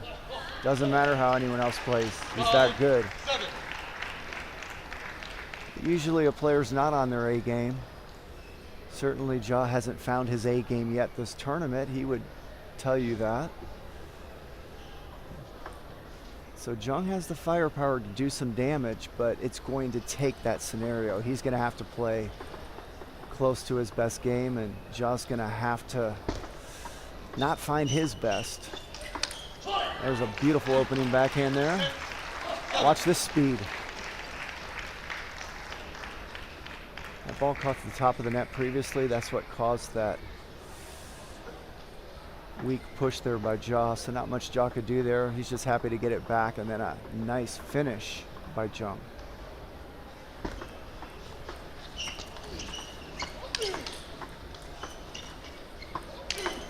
Oh, that's so good. You know, power used to be an issue for Ja, but did that look like an issue there? His power is now somewhere, it's 20 to 50 world-class level. The only thing he lacks against guys ahead of him in the world is they tend to have more power than him. But he runs through some of the best choppers in the world. Beat one in the World Championships in 2021, a world top 40 ranked chopper from Germany. Handled him like 4-1. And he beat a world top 40 chopper from Greece in the Olympics to make the final 16. So Ja does not lack power until you get to like the top 20 guys. Then he usually has a little less than his opponents.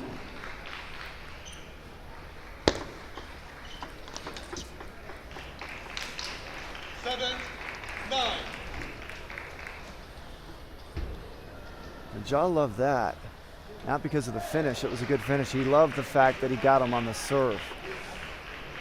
Anytime Ja can get his opponent to have a problem with his serve, that makes him feel good.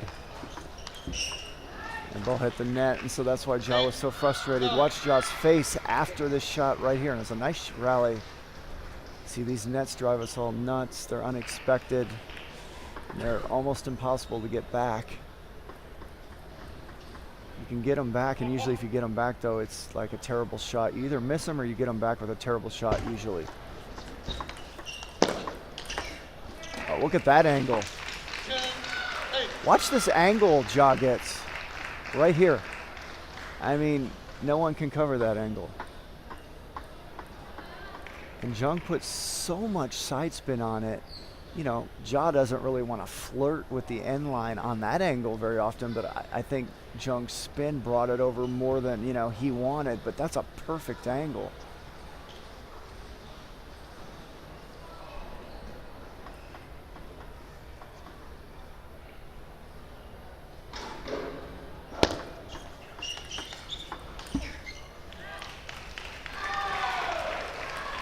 Watch Ja's reaction here. This was a chance for him to finish the game, and he can't believe he didn't make that shot. But he still has another chance with the serve to close out this first game. So Jung hanging with him the first game. We're right at 10-9. That's how good Jung is. Oh, that was so nasty, it was good. I mean, no one tries to make a high spinny banana flick like that. You're trying to keep it low to the net, but sometimes they happen accidentally, and it totally threw Ja off. Had such a high arc on it. See, if you know that ball's coming, they're easy for us, but when you don't expect it, it can throw you off.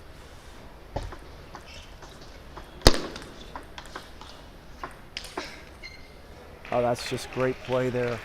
11. Watch the placement by Ja, but Jung had great defense, but Ja just kept putting the heat on him with great forehands there.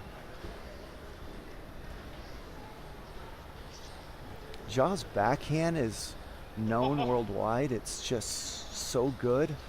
I think his forehand is better than what he gets credit for.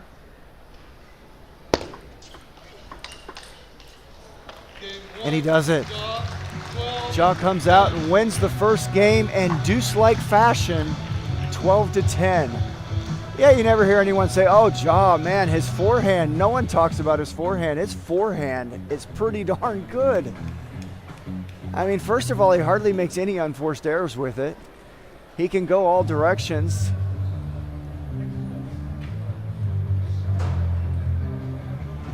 He can just blow through world top 40 choppers. I mean, that's a pretty good forehand.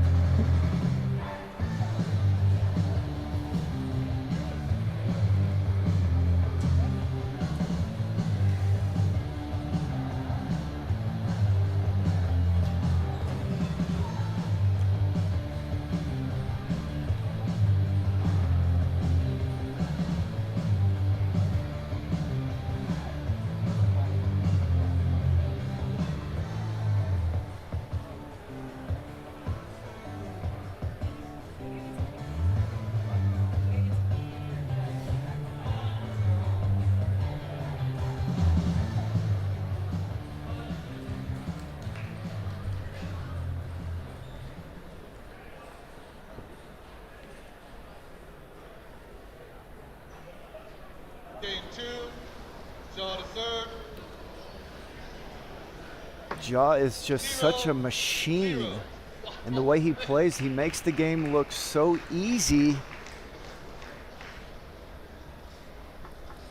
Just doesn't make many unforced errors and can just keep bringing the ball back with quality.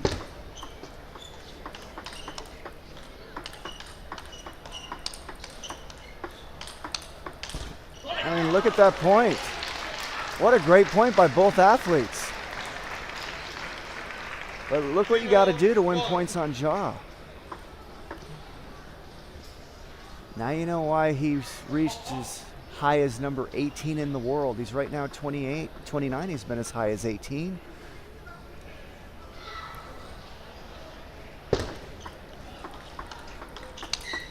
Oh, how good is that? And see, that's the unpredictable nature of Jung we were talking about before the match. He'll play medium speed and then give you one of those, and he can make them. Obviously, he's got to be in a rhythm to make those kind of shots, but he's got that in his arsenal.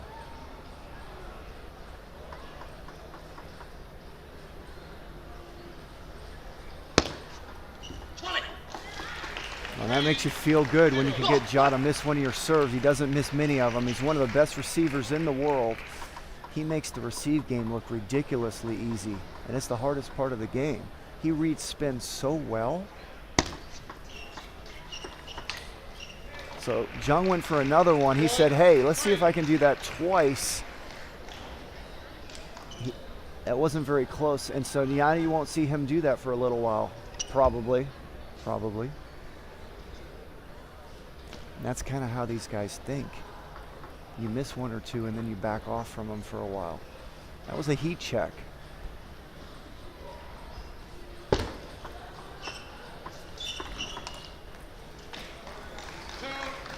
So he went for a little less there, but that was still a lot. Missed another one.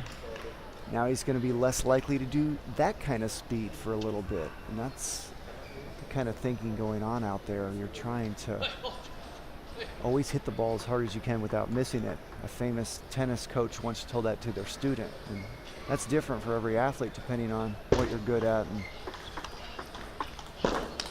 whether you're in rhythm or not. 4-2. That's just great stuff there by Jung to hang in that point and win it at the end. So good table tennis going on right now.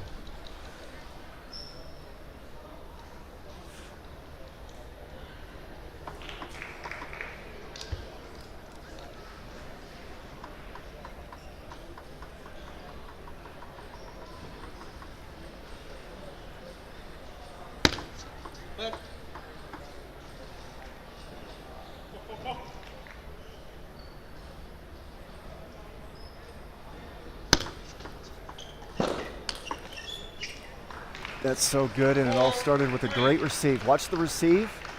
Look at that receive. And then look how low he had to get to make that shot, because Jung really made a nice forehand get there off that receive. Kept that ball low to the net with side spin. And look how good Ja's forehand was. And that's what I'm talking about. His forehand is underrated. It's not that, you know, the rest of the guys in the world don't know that he has a decent forehand, but it's just not really ever talked about when you talk about Kanak Ja. You don't hear anyone talking about his forehand. It's pretty darn good.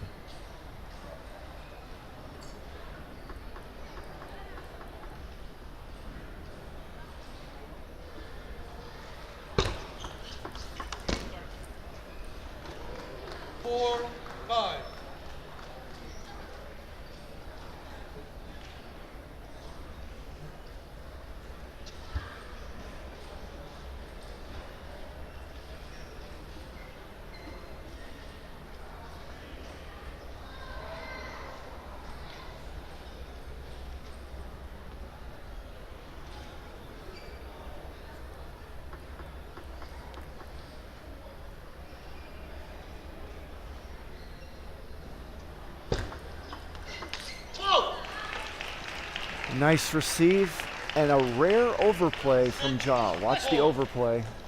He went for a lot of pace on that. There's nothing wrong with going for those shots. You've got to go for stuff and kind of see what you can do, see what you can't do. But he doesn't do that very often.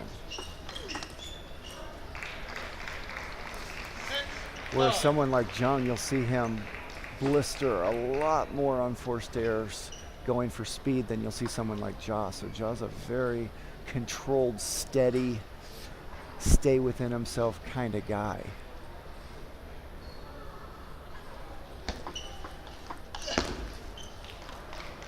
Another quality receive. Watch the receive. That's just really good. It's a lot of pressure on you as a server if your opponent puts that kind of force on the receive. So now here we are, 6-all. Jung hung in that first game all the way to deuce. Now he's at 6-all, so he's hanging with Ja. Can he figure out how to win one of these?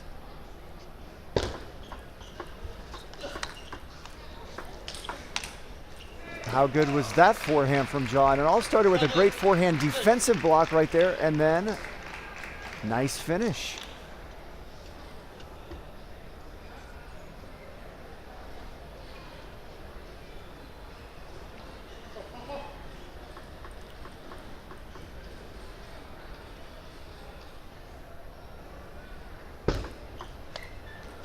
Nice serve. The placement totally messed up Jung. Ja doesn't usually serve in this location. That's intelligent. So normally that's not a good location unless your opponent's not expecting it. So you throw it in once in a while, and look what it did to Jung.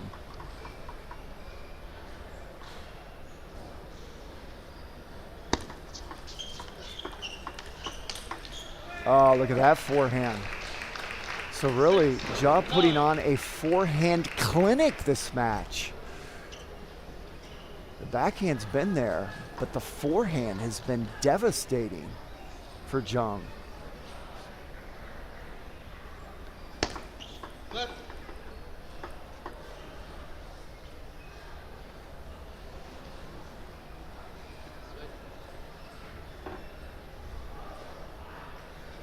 So a little house cleaning. Jung saw some of his sweat droplets on the table, and if the ball hits that, it'll cause the ball to get wet, and it can also take a funny bounce. So he asked the assistant umpire to do some house cleaning. Nice backhand opening. Josh so good at this opening backhand down the line. Watch right here. This right here, he's so good at that. He loops the ball off the bounce. He's really good at keeping it low and creates a lot of topspin and gets a lot of force on it. I mean, it's just one of the better shots in the world from that angle. Not many can do it that well.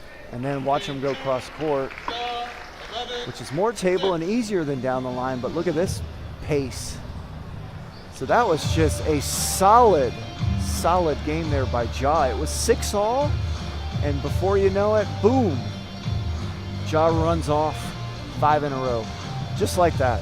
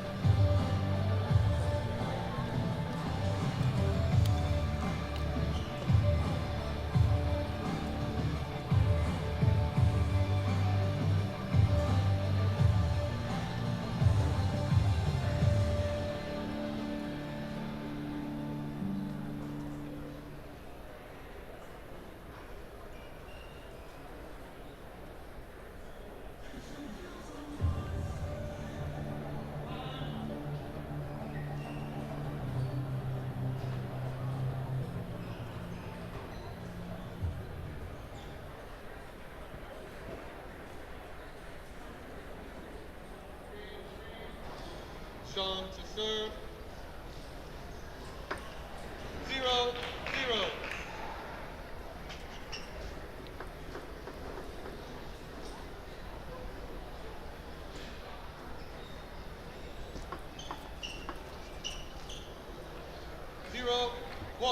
What a nice receive. Watch the receive. won the point outright. And just a nicely placed receive short. Look at that receive. So that's what I'm talking about. The receives of Ja are so good that it's almost easy to overlook how good they are because he makes it look so easy. He just keeps bringing the ball back with quality, hardly ever misses one. Doesn't pop very many of them up.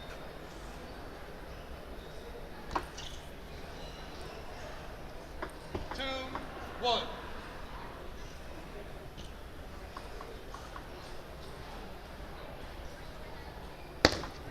Left. There's a rare look. At once in a while, Ja will go away from his pendulum serve and do. And then see he went away from it once it was a let. He just throws in one or two a match. He's not very good at it, so he doesn't get great results from it. It's just a different look. But Ja's pretty much limited to pendulum serves. That's all he has mastered at this level. So you'll almost never see him do anything but a pendulum serve, which is an area he has a lot of improvement for, and it would greatly enhance his level, which is hard to do. He's so good at everything, it's almost hard to improve in most aspects of the game because he's already so high. But the service game, he has a lot of room for improvement, and that's his really best chance to go even higher than his world number 18 peak rating he's had previously. Once you start getting in the top 20 land, I mean, just going up to 15 and to 12, I mean, everyone is so good. It is really, really difficult to move up. You start naming the names. It's incredible competition. 5-2. But Jaws could make big improvement in his service game and really make a jump if he could figure it out. Jurgen Persson, a former world champion, 1991 world singles champion. He won the teams many times with his teammates, 4 times, world team champion. He actually had, I would call them bad serves. I mean, he laughs about it and jokes about it, and he admits that his serves were like the worst. So he actually overcame it and became world champion. But in today's game, the game's so advanced, I'm not sure you can do that. And why would you want to do that anyway? You don't want all your opponents to have serves much better than yours. That gives them too much of an advantage. So that's where Canuck Ja could improve a lot. But look at him in every other aspect of the game. He is rock solid at a very high level.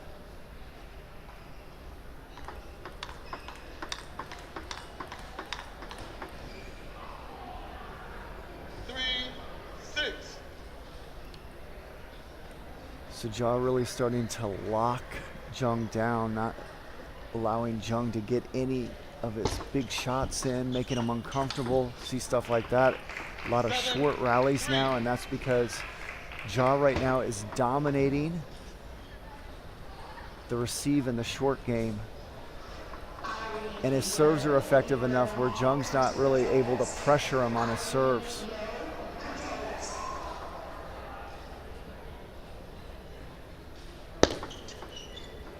You got a point out right there. So give credit to Ja for that serve. See what he does here. Same stuff, went to the forehand side. Now it's a let serve. Usually he'll change the serve now because his opponent saw what he's going to do. He did change. He went deep. And great job by Jung being ready for it. The problem with the deep serve is it was slow. See how slow it was? So it gave Jung time to get there. If that was fast, Ja probably wins the point outright or gets a weak receive. So Ja's intelligent in what he wants to serve, but just the execution and the overall quality is not what it could be and what it needs to be for him to start knocking on the door with these, world top 15 guys above him or world top 20 guys above him, since he's 29 right now. So you never be satisfied. To all of us, Ja's amazing, but he's thinking, hey man, I want to try to get better. And how is he going to do that?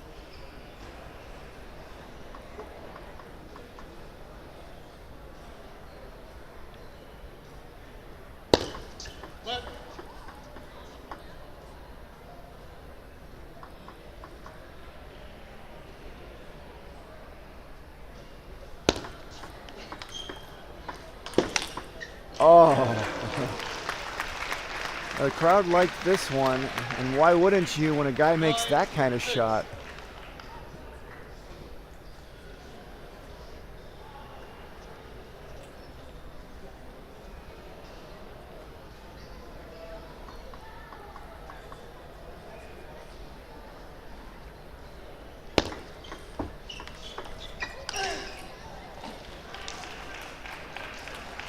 Seven, 9.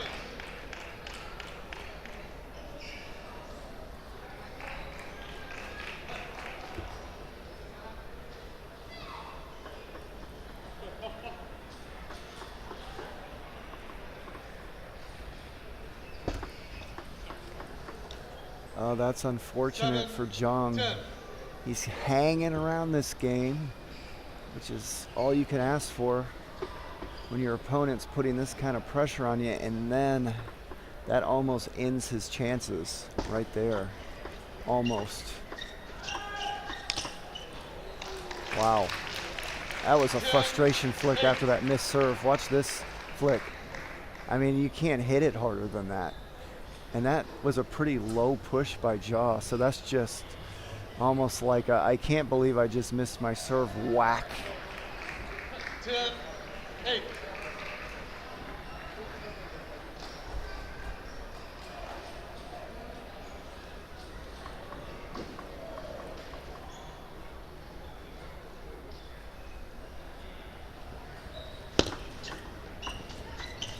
That ball hit the edge, and Jaw wins the third game. 11 11-8. Watch the edge right there. And he leads this best of 7 match 3-0.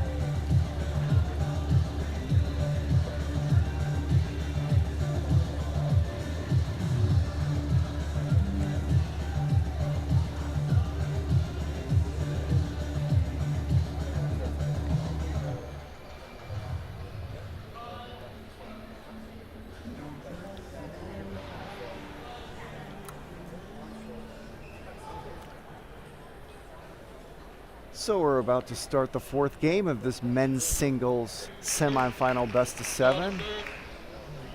An opportunity to thank some of our sponsors. We look out on that court and we see Paddle Palace. In one of the towel boxes, you see Nitaku playing on a butterfly table. We thank the city of Ontario, California 0, 0. for being a part of this event.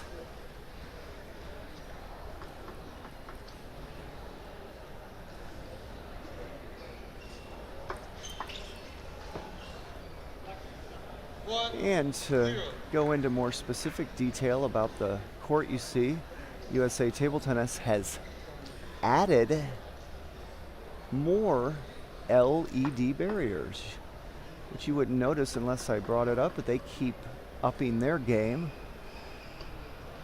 And so now the LED barriers completely surround the entire court on the whole side. With this camera angle you're seeing, now you see the side of the court there.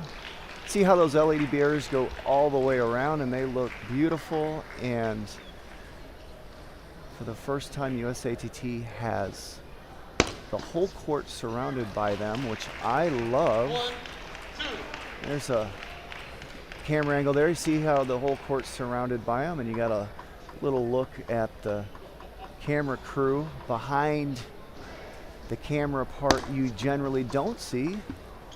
The camera view, you just got a little look at some of them in the background there. And there's a side view.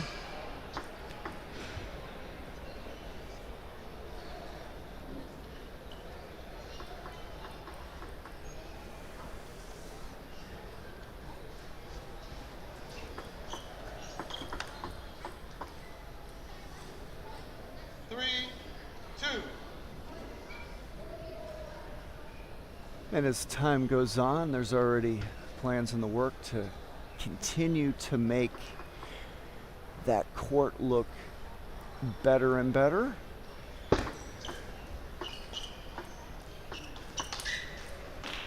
That includes the table and everything you see is going to continue to get upgraded as time goes on. And we are going to try to look like we are in year 2025 or beyond.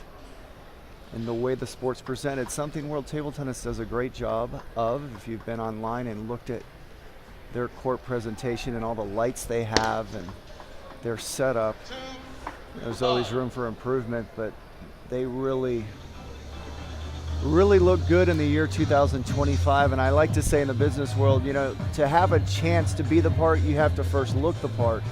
Looking the part doesn't guarantee you're going to be successful, but it's a prerequisite. And if you don't look the part, you actually have almost no chance of being successful. So it's very important to have all the modern stuff and to invest into making sure the court presentation looks professional. There should be a cool factor to it. So we have a lot of work to do, but those LED barriers have a cool factor to them. They look beautiful, they look modern. That scoreboard on the right corner looks modern. We're gonna improve the table. Already working on that.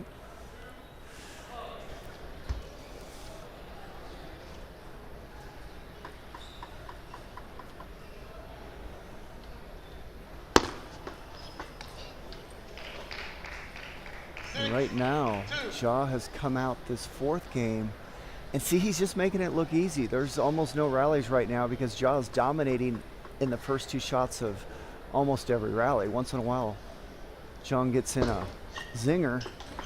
You see, the points are over the first two shots of the rally because Ja's too good. Jung can't get beyond that right now. And Ja's serves have been very effective as well this whole match. 2-8. Ja won the US Open in December in Las Vegas about 6 months ago. And he didn't just win. He won relatively easy. Now, it's not easy for him to win. What I'm saying is he prepared. He really wanted to win it. He did his best, and he handled everyone pretty easily. So that's how good he is. It's rare an American ever wins a US Open. Well, he didn't just win it, he won it easy. Didn't really get challenged by anyone, was never threatened at all. Would lose a game once in a while. 9-4. And at that US Open, you had players that were in the top world 80. 4-10. So he's beating guys 80 in the world like it was routine. So Chung's tried to play an call that an exhibition point. Watch him, he goes back and he's ready to lob and he's conceded the match, so he was gonna have fun that point. Ja didn't know it, so he was playing the point like it was normal. Now he's going easy. See, they're playing nice to each other. And this is just an entertainment point because Jung has conceded the match. And so it is kind of fun to see what they decide to do. Oh, wow. It's already gone well. Nice point. 10-6.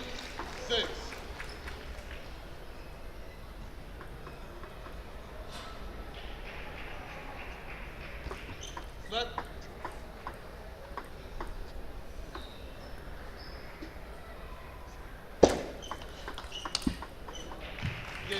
And Jung said, we're not going to do another entertainment point or exhibition point. I'm done. And he just blows this ball in the net. See what a crazy shot. He had enough.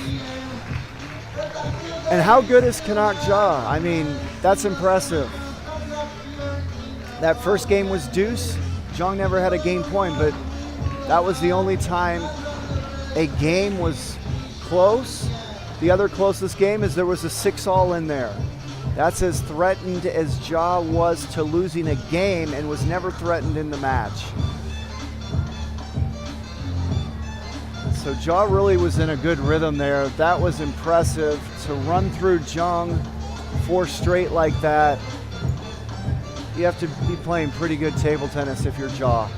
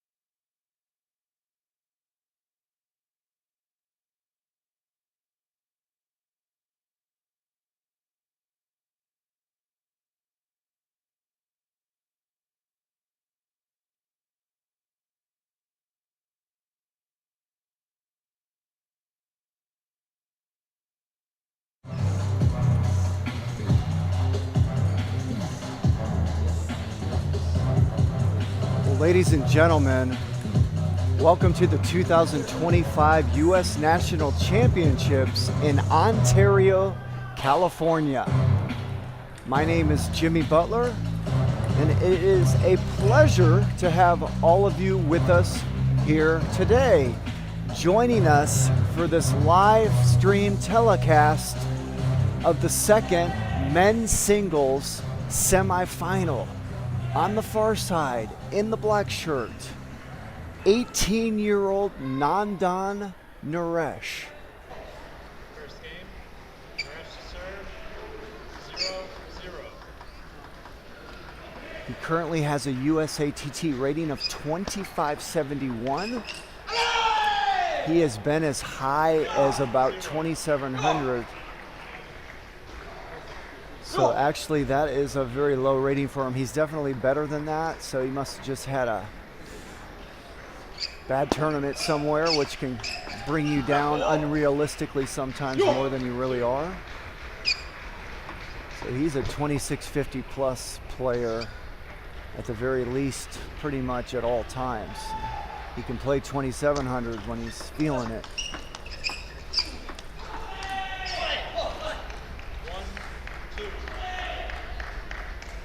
And he represents the 888 Table Tennis Center, better known as 888 Table Tennis Center. His opponent, Jishan Liang.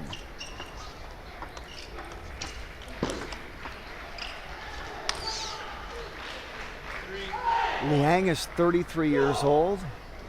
He represents the North Carolina International Table Tennis Center Club.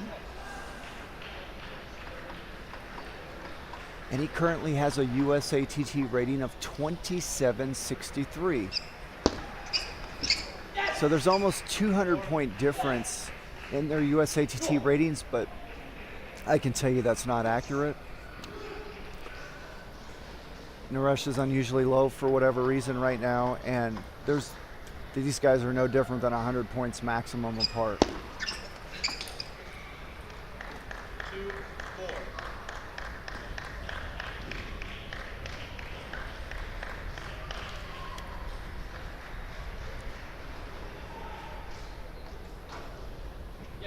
Liang being coached by Tian Yi.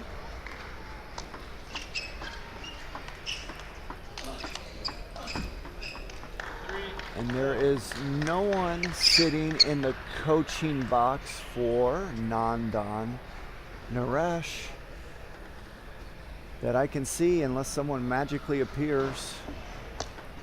Set. 3-4.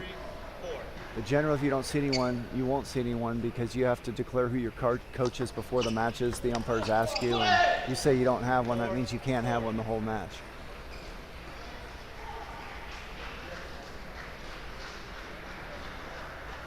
So these athletes have played a number of times, and they've had just knockdown, drag-out matches where it'll go like deuce in the sixth, it'll go 7. I mean, these guys play very even. Liang is definitely a slight favorite. He comes out on top more, but they play very tight matches. 4-5.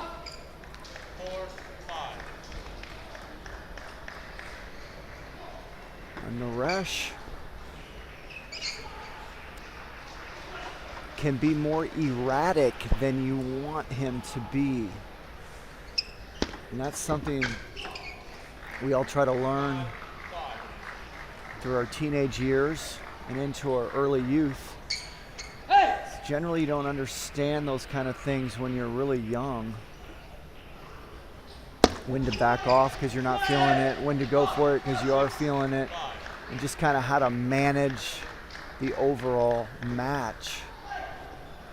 You know, Ja is just brilliant at it. Sally Moylan really good at it as well. Amy Wong starting to improve. Amy Wong used to have a bad day and she'd just keep blistering balls all over the room and she would just lose quickly and go home. Well, this tournament, I've seen a new maturity in her where when she's not feeling it, she backs off and goes more to a defensive, controlled game, and that's the reason why she's still in the tournament. because she was trailing by 2 games, struggling, but she backed off and stayed within herself for that day. Came back and won the next 4 games. So Naresh not strong in that area yet.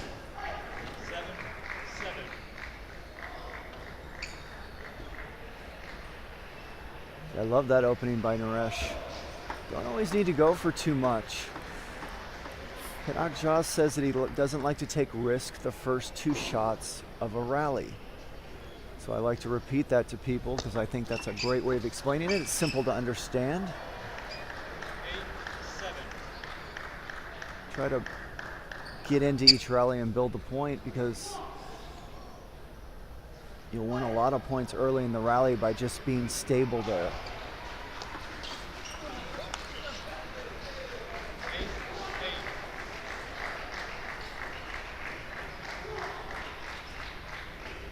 So this is exactly what I'm used to seeing. 8-all first game. These guys are always going down to the wire in their games and matches.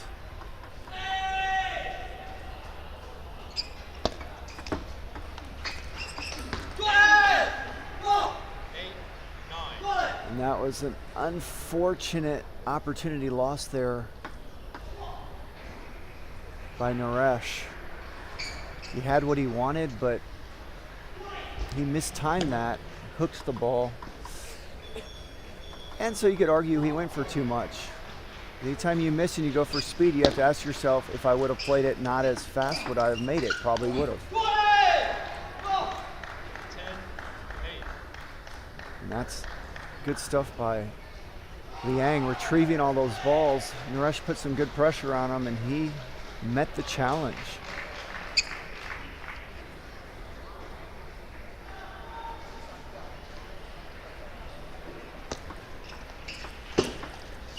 Oh, nice. Good serve. Watch the serve. That forced a below average receive, and Liang with a nice finesse down the line loop to win the first game, 11-8.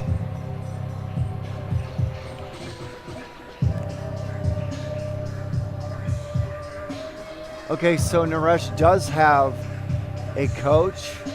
He might have had some task he had to do, and he left for a while. And there he is.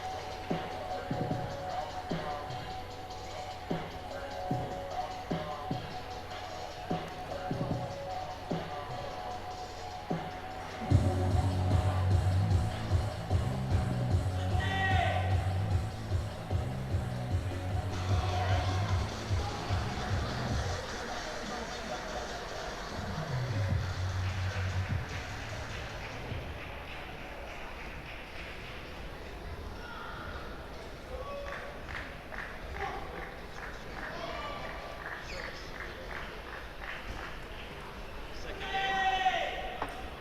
Leon to serve. 0-0.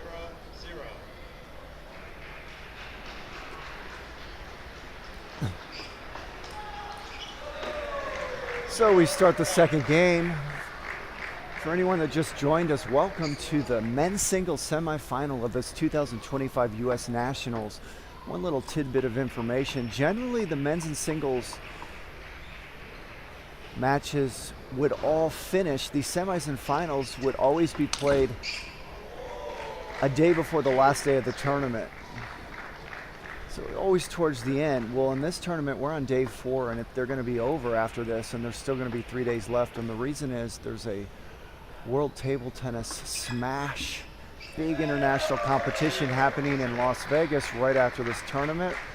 So the top players like Liang and Kanak Cha and players like that, Amy Wong, they're going to play this big international tournament in Vegas where all the best players in the world will be. a World Table Tennis major event. So they changed the schedule and made sure the men's and women's singles matches ended earlier than normal, in this case on day 4 of a 7-day tournament. Wow, good point. Because the athletes need some time to rest, recover, and get to Vegas and get ready to play there. So they didn't want them going from winning the national championships or making the finals to having to play a couple days later without any rest in Las Vegas.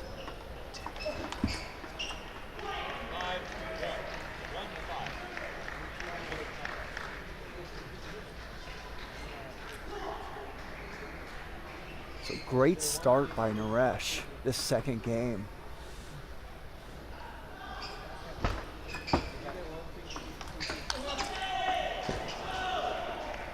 Oh, there's some nice forehands in there.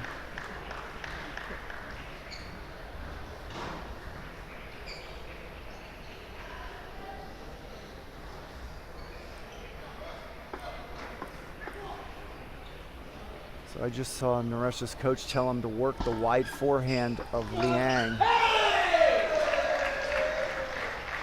So keep an eye on that. That's generally a good strategy anyway against any left-hander, is you want to try to put some pace on the ball and get it out wide to their forehand, then make them work back to their backhand or play 2 out wide. But that's their weak point, just like going wide to a right-handed forehand is also difficult. But because you're lefty-righty, you've got that backhand angle to the forehand, but you also got to make sure you don't get, I don't know if the lazy is the word, but you don't want to play too much into the lefties' middle and backhand. That's all cross-court stuff from your forehand side. You got to be play down the line forehand from your forehand to lefties.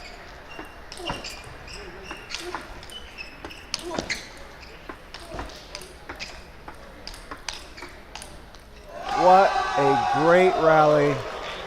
As we watch the end of it here, Liang gives you an idea of how strong and explosive his legs are. You saw how much court he covered and how much power he's able to get into the shot on the run. That was a nice jam cut there by Naresh. Watch this right here. Jams it off the bounce, deep low and close to the white end line. It had all the perfect qualities of a perfect deep push.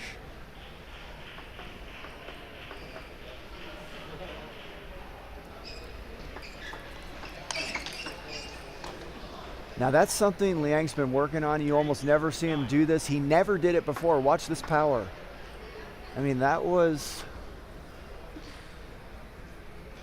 about as powerful as you can do it. And he just rocketed one in. So his backhand's always been very consistent, but he lacked power there, and the better players were able to take advantage of that on him. So he's tried to add power to his backhand.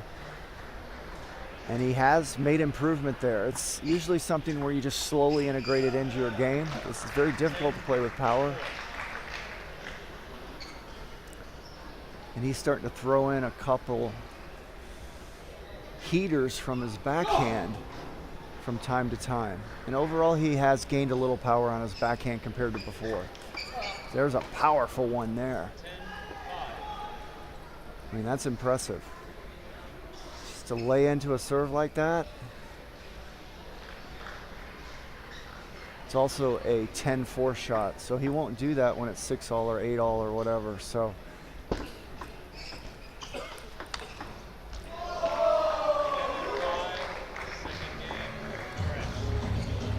no surprise here. Liang won the first game, and so very normal result for Naresh to come out and win the second game, because that's what these guys do when I watch them play most every time. It's just back and forth, nick and tuck.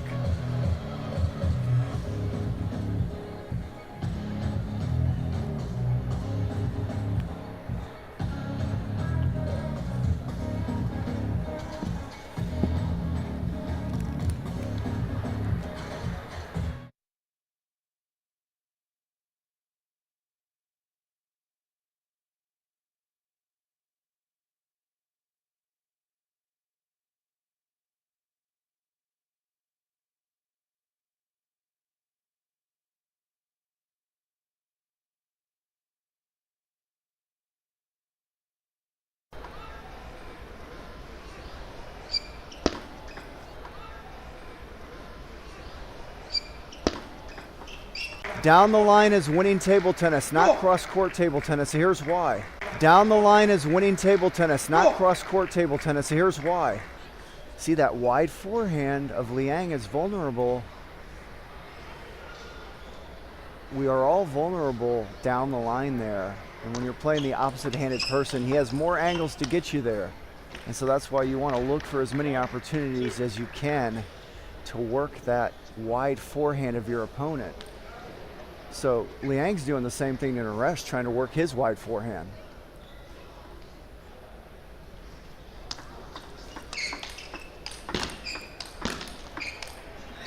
There's another good example of why down the line's winning table. Well, look at these great cross-court loops by Liang.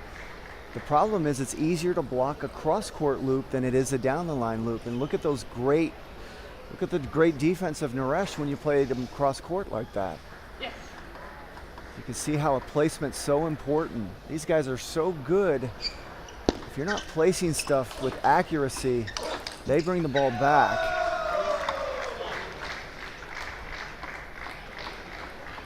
See, that it's the down the line loop that set up that finishing shot there for Naresh.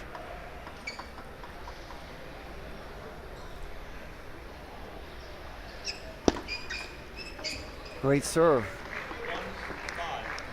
Yes! Well, one thing that's impressing me about this match so far is how calm and collected Naresh is compared to what I'm used to seeing. He's very vocal and emotional, but he's almost calm in his approach to the game and in his decision making. He looks a lot more stable than I'm used to seeing.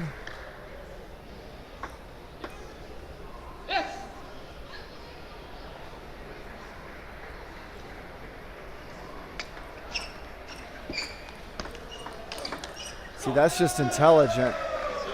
Probably the best way to describe it is he looks more intelligent in the way he plays than what I'm used to seeing. So that was a nice slow opening and then threw in a zinger right after. Great way to build the point up.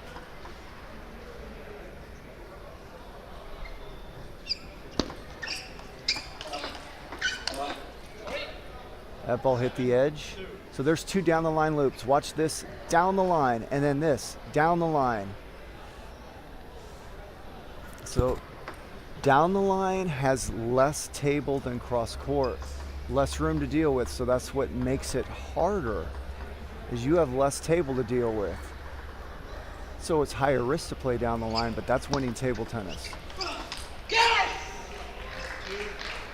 But I like this opening. Didn't go for too much, but got enough on it.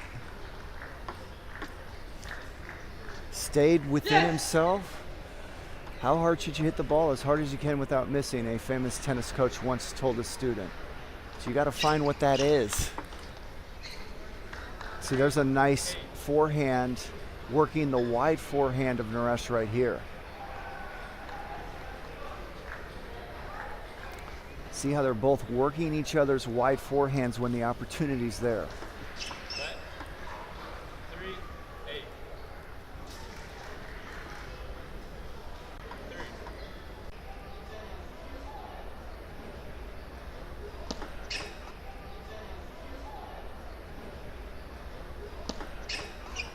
3. Another great serve. And that's really been the difference in this match. And we've talked a lot about service game this whole tournament. I've talked a lot about it, and that's why a good serve will bail you out of games, bail you out of matches, and automatically allow you to win 1 or 2 more points a game if you're not already a good server. If you're already a good server, it's going to be tough to get improvement there. You're already kind of mastering it. But if you don't have a very good serve, and we have a number of our top athletes that don't, they have so much room for improvement if they can just figure out how to get a half-decent international serve. So I didn't used to have a good serve. I went to Sweden. I started copying some of the best servers there. I copied Peter Carlson. He's a former world doubles champion, world team champion. He was top 5 in the world. He was tall like me, and he kind of played like me, just better. So I tried to copy him because I felt like he was the easiest prototype for me to copy, and I copied his serve. Within 6 months, I had the best serves in the country, in the U.S., in the country. Within a couple years, I had some of the better serves in the world.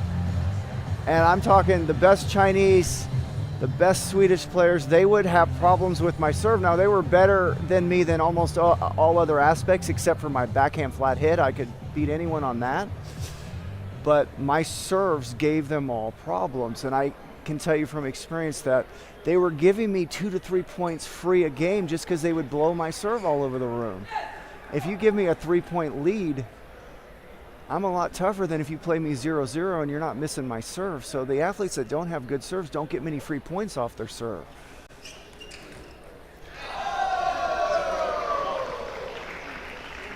Now here's when you don't necessarily play down the line, when you don't want to go slow down the line, because that's what happens. And that's not Liang's fault. That push has given him problems this whole match. That's a good jam by Naresh. 2-0.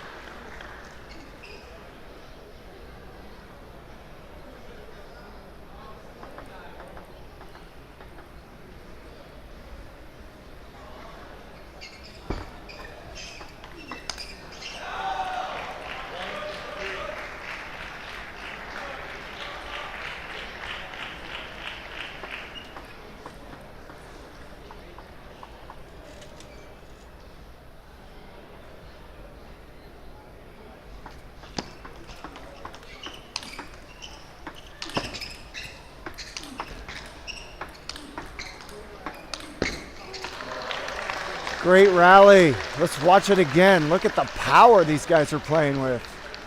That's good stuff.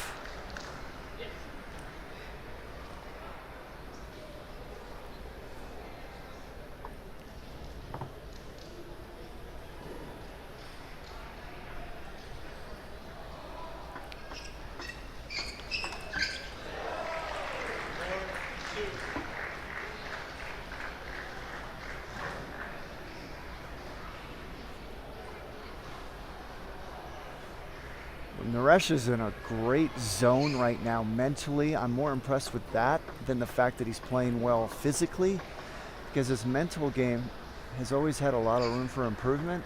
He had a lot of young, undisciplined mental energy, which is pretty normal. I did too when I was a teenager, when I went to Sweden and hung around world champions. And I was literally hanging around 3 world champions, Stellan Bankston, Peter Carlson, and Eric Lind. They were on my team or coaching me. And so I just kind of hung around them and watched their demeanor when they played. You just listen to what they say and you just kind of try to learn their philosophy. And they're very strong mentally. Very strong mentally.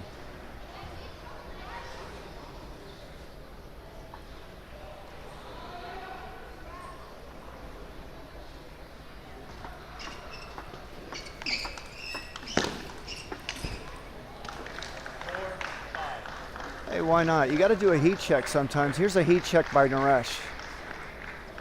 I mean, that's about as fast as you can rip a backhand loop. I mean, that's Hugo Calderano speed right there from Brazil, World Cup champion, just finished second at the World Championships. We see him play a lot because he's from South America, and there's a lot of matches between North and South America, whether it's the Pan Am Games, Pan Am Cup, Pan Am Championships, or something every year. So Calderano, I like to call that Calderano speed on the backhand.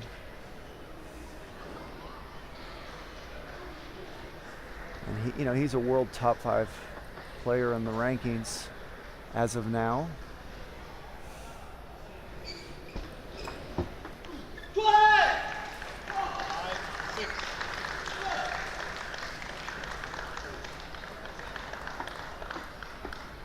Yeah, but I like that opening by Naresh. I like going for safe, controlled openings as well as the fast ones. Doesn't mean you make them all, but it shows you his mindset. More controlled player now. That serve got away from him. And you have a bad serve sometimes. Naresh is a good server. That one didn't go the way he wanted it to, and he got punished. But he's had so many good serves, you got to give him some leeway to go for some and make some mistakes out there. This serve has been the difference in this match.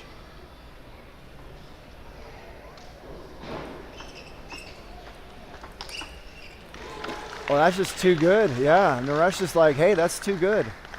Because that's not something normally Liang does. Certainly doesn't whack a backhand flat hit like I used to do. I mean, that's not what these guys do. He just flat hit a smacker. Great job by Liang. I love this receive by Naresh. Watch the nasty spin Naresh gets on it. And Liang dealt with it perfectly. Good receive, just better reaction by Liang. So Liang really has earned his way to this 9-5 lead. But did anyone expect anything different? It's like whoever gets punched, the other guy comes and punches back.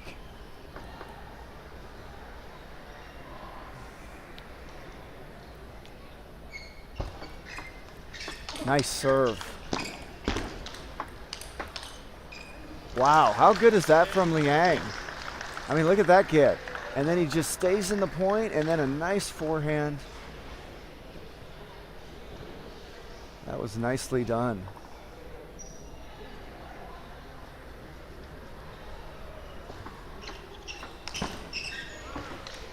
So Liang finds his rhythm in the fourth game and ties this match up at 2 games apiece. I mean, you almost can't play much better than that if you're Liang. Just from start to finish. I mean, Naresh did some good stuff in there. But Liang was just no unforced errors, making great defensive plays. Offense was clicking. I mean, he was just clicking on all cylinders. He was even smacking in flat backhands. Yeah, when everything's clicking, that's what happens. You look like that. It's hard to get everything clicking. That's what all these athletes are always trying to do. They want to be solid in all aspects of the game. They don't want to be struggling with their serve or their receive. Their forehand's pretty good and their backhand's okay. They're trying to get everything clicking out there, which is difficult to do. Well, Liang was clicking on all cylinders that game.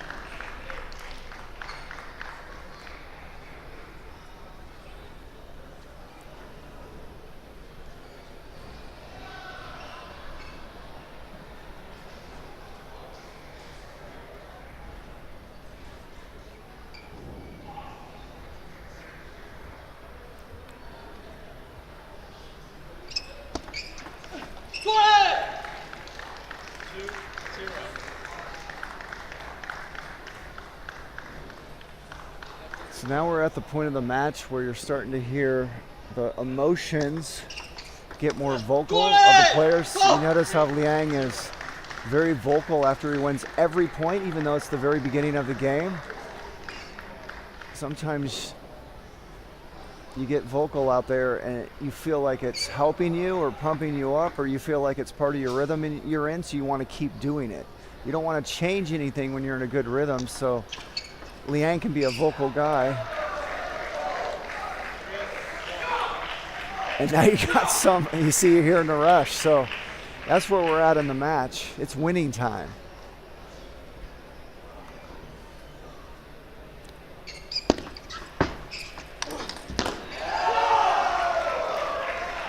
And so now Naresh is going to match the vocal cords of Liang. And this is the psychological aspect of the game you're kind of noticing. You know, when you have a guy screaming at you and all kinds of stuff and you're losing points, it adds an element of...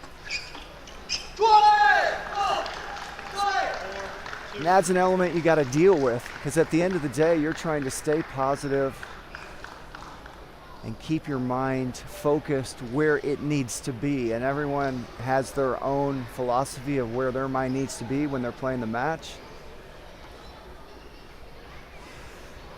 But you don't want it wandering and thinking too much. You only want it to think of what's going to help you play better. That's really the best way to describe it. So obviously different people come up with different things that help them mentally play better. So you have to deal with people screaming at you, nets, edges, all kinds of stuff that can throw you off.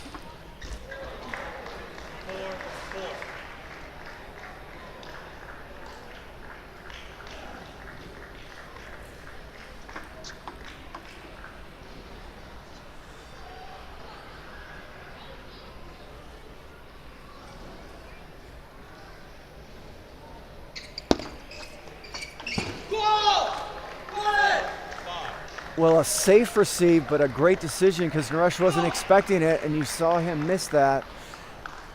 So Liang played really safe. He didn't want to miss it, but it was caught Naresh so off guard he couldn't get it on the table. Another safe receive. That time he got punished. See, so these athletes, especially Liang after the previous games, doesn't want to miss the receive anymore because he knows if he starts missing receives, Naresh is going to probably win the game. So he's going really safe and just getting them on the table. See, and that's where Liang's soft backhand cost him. Right there, you got to put that away. He didn't. Now he lost the point. That ball's high, and that's a put away shot.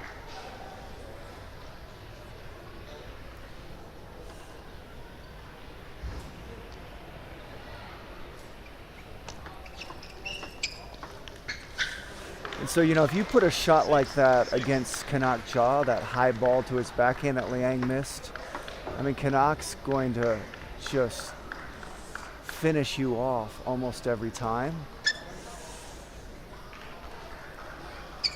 And that can be the difference, you know, in levels. When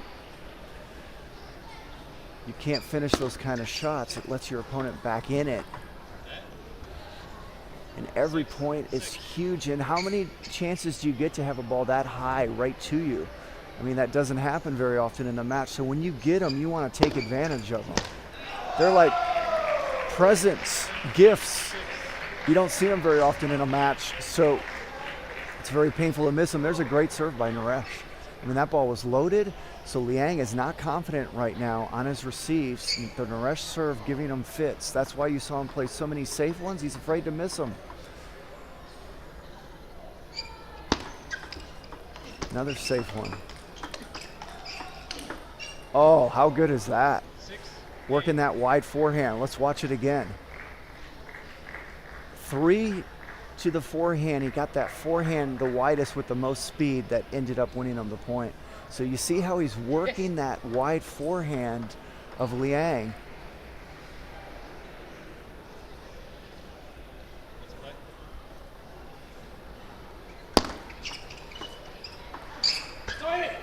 Well, that ball hit the edge. What a huge break for Naresh. And so Liang's just had a little talk with his coach, pretty much saying, can you believe this? I don't know what he said, but that was the look he had on his face. Oh, that was nice. How about this shot? Just kind of slide over and just kind of half loop it. And when your opponent does that to you, you think you've got him compromised, and then he comes up with that on you?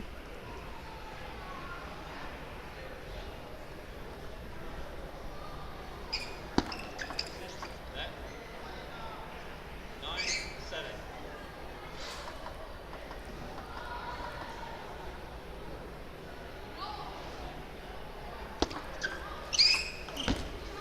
See, there's Naresh trying to work that wide forehand again. Missed it right there. And just like that, he has been reduced to a 1-point lead this game.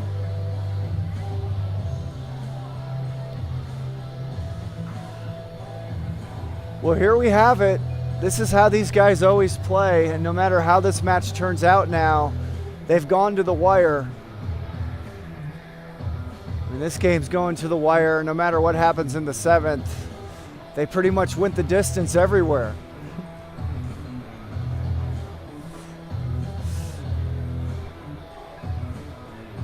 And this may not go 7.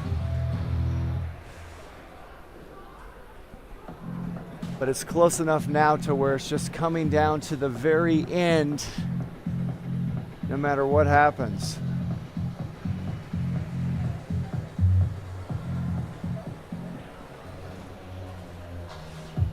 But I'd be surprised if it didn't go 7.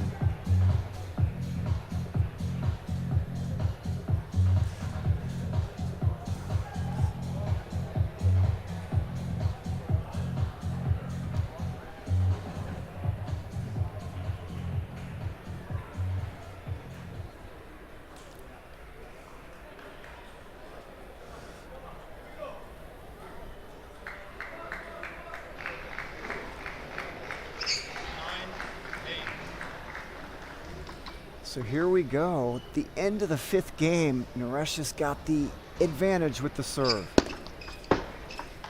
Great serve, perfect finish.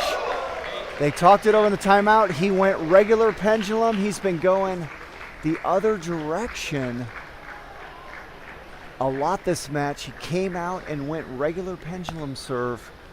That threw Liang off. He made a relatively weak receive, and then the wide forehand finish by Naresh.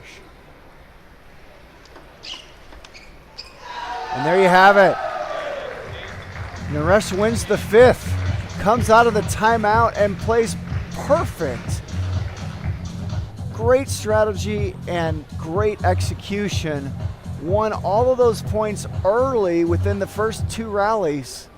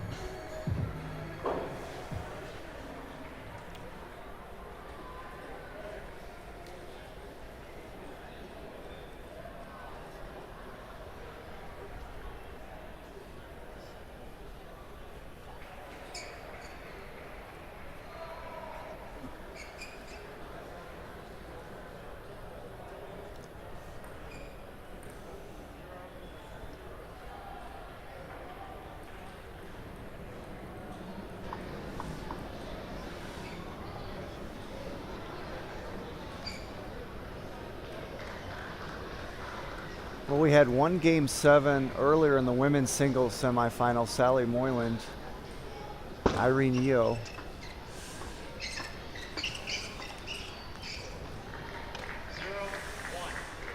We're going into game 6 this match. And this is going to be interesting to see if Liang punches back like these two normally do to each other, or if Naresh can come out, and boy, he looks focused and hungry. Just looking at Naresh's body language, just the way he's getting in his ready position. Very composed mentally with his emotions and his play. Very composed.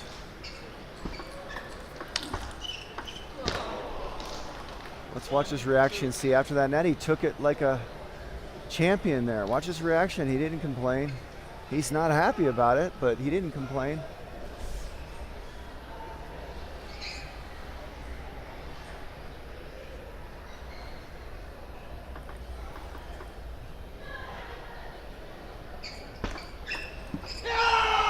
Another great serve. Do you think Naresh liked this serve? Watch this reaction. Just look how he's getting into his ready position. So focused. Nice opening by Liang. This is just all placement. That's an easy opening for Liang. It's low risk. He didn't put a lot of pace on it, but the placement won him the point outright. Able to find kind of the forehand body of Naresh. Oh, great serve. Yeah, see, that would get me too. I mean, when did Liang serve this match? Watch the serve. He's not serving reverse pendulums. So Naresh wasn't waiting for that. I didn't expect that. That's the advantage of having variation and coming out with different stuff in your serve from time to time, like Liang did there. That's generally what it does to your opponent. That's why I used to win a couple points a game on most anyone I played on my serve. Most every game I'd get 1 or 2 points outright. I had a lot of different ways to serve.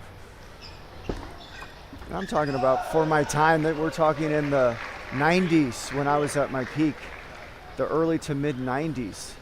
They were good for the time. It's like now the serves are so advanced. I have better serve technique now than I had in 95 because I had to learn the new techniques they have now. But I trained a lot more then, so I'm not saying my serves were better, but I understand serves a lot better. The game has evolved. So, you know, we're in 2025. You've got to be able to do reverse pendulum. You should have a little bit of a hook serve somewhere. You should be able to do a backhand serve.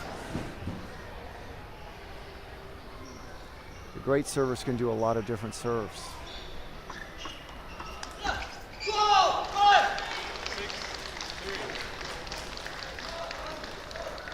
That was a good receive. Just nice reaction there by Liang. And so here we are, we're in the 6th. And Liang comes right out and takes a 6-3 lead. And why not? That was a good serve. It's unlucky it was a let serve because I don't think Naresh was expecting this. See, it hit the net. And now, well, let's see if Liang goes to it again. He does. And he won the point outright. So that serve is a game changer this game for Liang. And credit him for coming up with that serve. The fact that he has it, decided to use it, he's winning points outright and getting weak receives.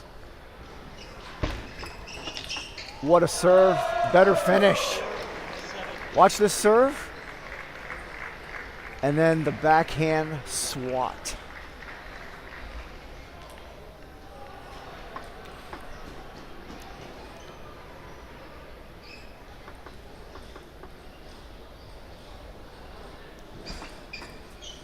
Another good serve.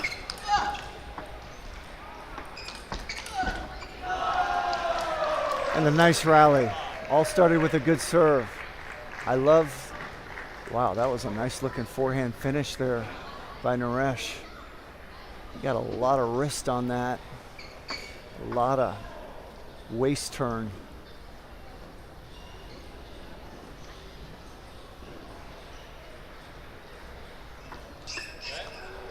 So Liang going to the same serve, giving Naresh problems until he can prove he can do something with it.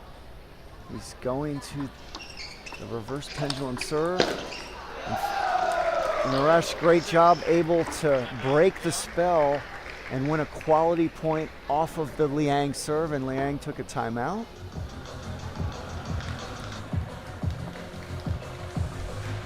Great job by Naresh hanging around this game. It didn't start well for him at all, but he's clawed his way back to a 1-point deficit. And that's the maturity that's more prevalent now when I watch him play than I've watched him previously. So I think he's improved in that aspect of the game. He's mentally tougher, he's less erratic, he plays more intelligent table tennis. Only 18 years old. Some people never learn it. You learn it at 18, you're lucky. That's really young.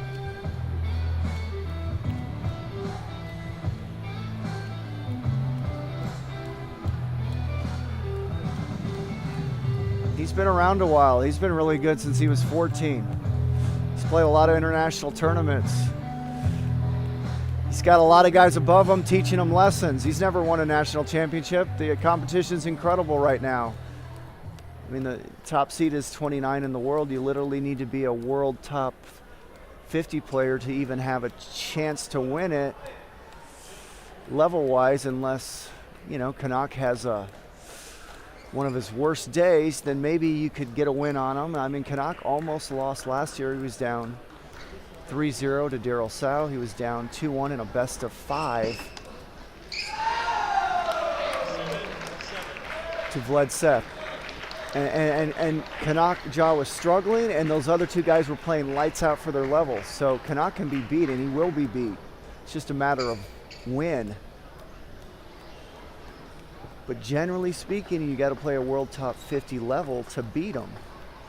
And so that's how hard it is to win a national championship in 2025.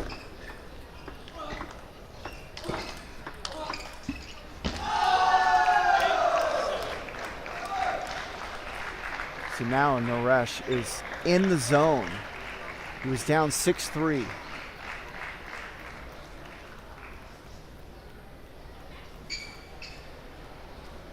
Won 5 out of the last 6 points. And now it's winning time. But it's hard to keep that streak going if you're Naresh. I mean, Liang's due to win a point. Another win by Naresh. And I'd like to share with everyone, that was the mentality I learned to think out there. When I used to win 4 or 5 points in a row, my mind would relax a little. When I was younger, I would lose that 1% edge and tend to lose points thereafter. Now I expect if I'm on a run, hey, my opponent's probably going to win 1 or 2. It's going to be even harder to keep winning the next point. That's how I think. It gives me an edge. Wow, what a run by Naresh, and he's feeling it. Watch this reaction. He knows he's 1 point away from his first ever U.S. National Championship men's singles final. What a run.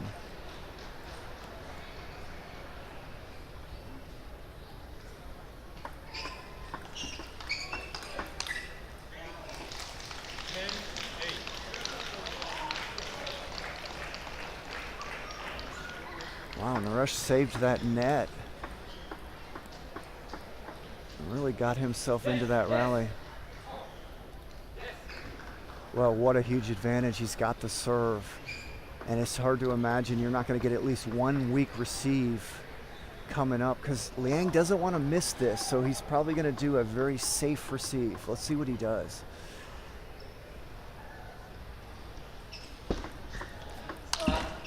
That was a quality receive. That was more than safe. And almost for certain now, Naresh is not going to serve in that location, and Liang knows that too. So right now, Liang's going to be waiting to his middle or forehand side. He's got to respect he might serve deep. So that's kind of a plan B. The deep might come and you just try to get it on. But right now, middle or forehand is where Liang's expecting the serve. There it is to the forehand. Oh, and he got the edge. Wow. See, so that's what you're thinking as a receiver out there, is when your opponent serves in one location and you just blister it, it's very unlikely they're going to go back there.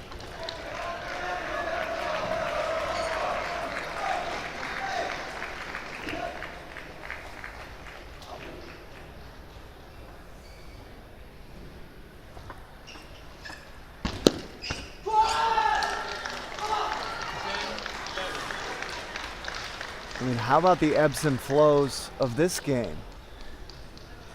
Liang started up 6-3. Naresh goes up 10-7. Now Liang goes up 11-10.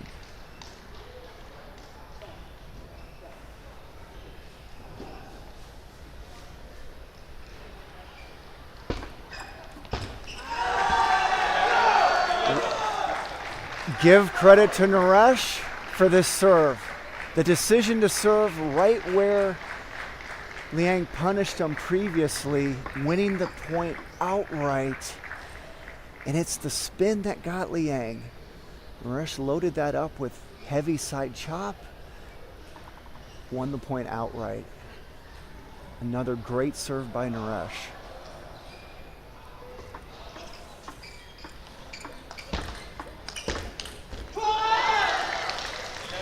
I'm so impressed with how disciplined and controlled and stable Liang is playing right now after being down 3 match points.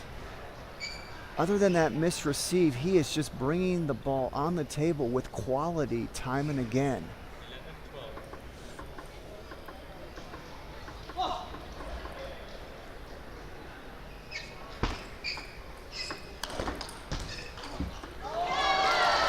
And did you expect anything less?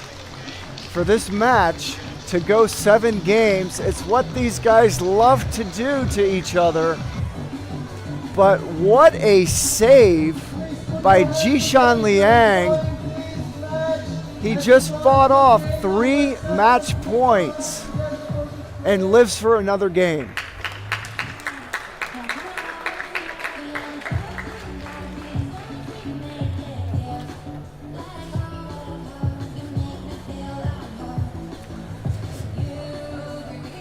And I can tell you, when I played as an athlete on the professional level, these are some of the most devastating moments mentally to deal with. When you've got a guy down 3 match points in a very important match in your mind, you know, this is a very important match for both of these athletes. I would say even more so for Naresh because he's never been to the finals. And you have 3 match points and you can't finish, and now you got to sit back there and roast mentally for a minute talking to your coach. It's not easy. And again, obviously Naresh is throwing it out of his mind. That's mentally tough people have to do that, and just focused on what's going to help him win this next game. But that's easier said than done, and you've just got like a sick feeling in your stomach when you first walk back and you just lost 3 match points.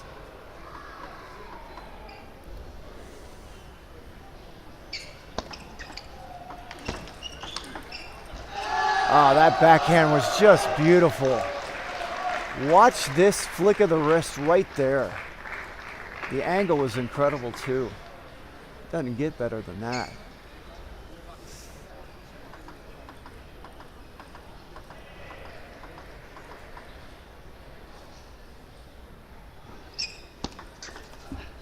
Great serve. Great serve. That's big time. That's what you want to do, is get your opponent to miss a receive or 2 in the 7th game. That gives you such a big advantage. This is pressure game right here.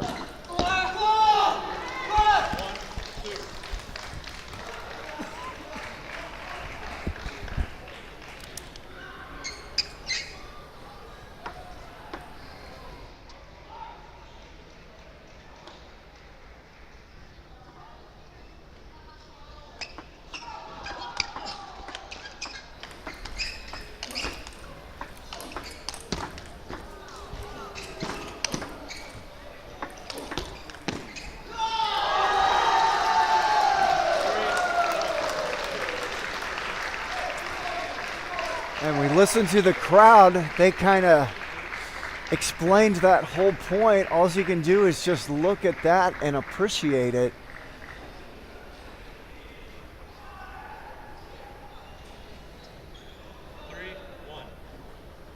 And you see the athletes taking a while. They're both winded right now. Liang probably more so than Naresh. Liang 33, Naresh 18. So they took a little extra time to catch their breath.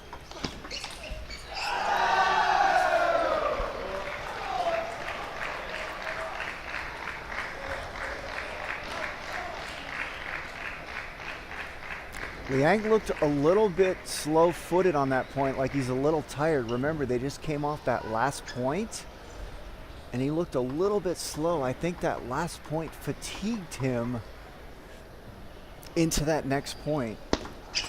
And he doesn't have a timeout, so he can't rest.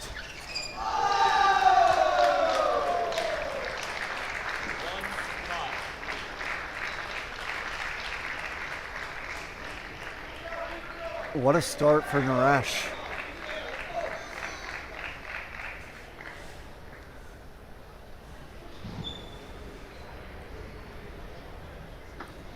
Let's see if Liang goes to that reverse pendulum serve, or if he goes with the regular pendulum. He went regular pendulum down the line. It didn't work at all. Naresh made a quality receive down the line, and you know, that's the best receive I've learned when a lefty serves deep. If you can get it back down the line, that's what happens to him a lot of times, because it's difficult to make a down the line receive. So they're not really waiting there. That didn't work out at all. I'm surprised he's not going reverse pendulum serve. I mean, why not? You're down 5-1. It gave Naresh all kinds of problems. More problems than that serve, so I'm a little bit surprised. You know, he's got to just start swinging for the fences and just go with the stuff that was working previously.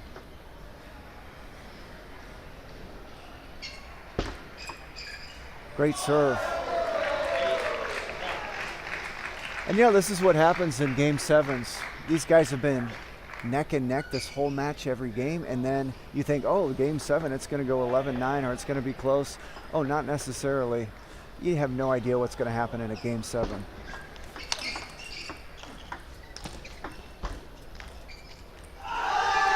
And this is a blowout. And no one would have bet on this after watching the first 6. But game 7s are so unpredictable. And I've had this happen a lot, where your opponent just gets hot and you're not, and the game gets away from you right away and it's over before it started, and that's what happened this game. But that long rally did it. Ever since Liang lost that long rally point, he's been dead. Got an unforced error there, but Liang hasn't looked the same ever since the long rally. I think he was a little bit tired, and when you're tired, you're not as aggressive. Certainly the case when I play. If I get tired, man, I just back off everything. He looks a little slow, see? He won that point, but he's not as fast as he normally is. He looks slow right there, but he was able to win that point. So I think he's fatigued. This is day 4 of, he's been practicing and playing matches for the last 3 days. And this is a game 7, and they had that long point, and I really think he was feeling it.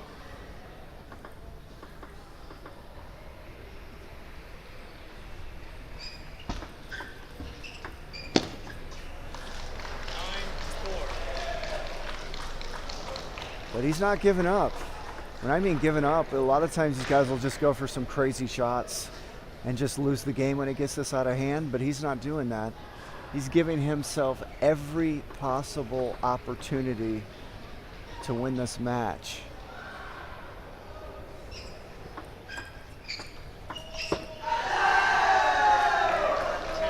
Down the line, table tennis is what? It's winning table tennis. That's why. Liang was waiting cross court, even though that didn't have a lot of pace on it. You saw what happened.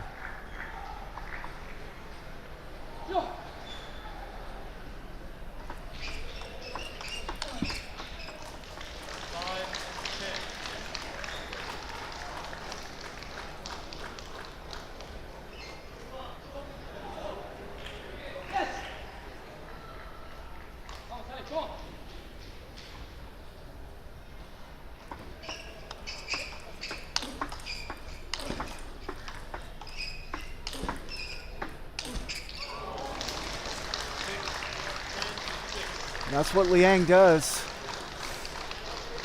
He saved 3 match points last game. He's way down this game.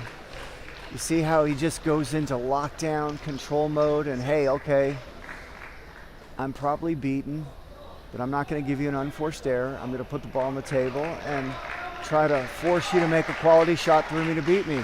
That's basically what mentality he has right now, and that's what really good players do.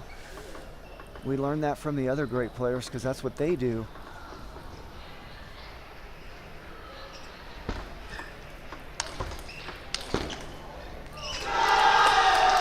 And Naresh does it. What a 7th game for Nandan Naresh. He will advance to his first ever U.S. National Men's Singles Final to be played early this evening. We would like to remind everybody that the finals begin 7 p.m. In the women's singles final, 8 p.m. for the men's singles final here on Center Court. Well, ladies and gentlemen, thank you so much for joining us for the semifinal rounds of the men's and women's singles. The women's singles final will start tonight, 7 o'clock, California time. The men's singles finals will be at 8 o'clock, California time. You know, we still got plenty of action going on this table between now and then. My name is Jimmy Butler. I'm going to sign out. Feel free to continue watching all the action going on this telecast, but I'll be back at 7 o'clock for the women's singles final with my partner Mark Thompson, and then we will also see you for the men's singles finals to be played at 8 o'clock. Hope to see you then. Thank you for watching.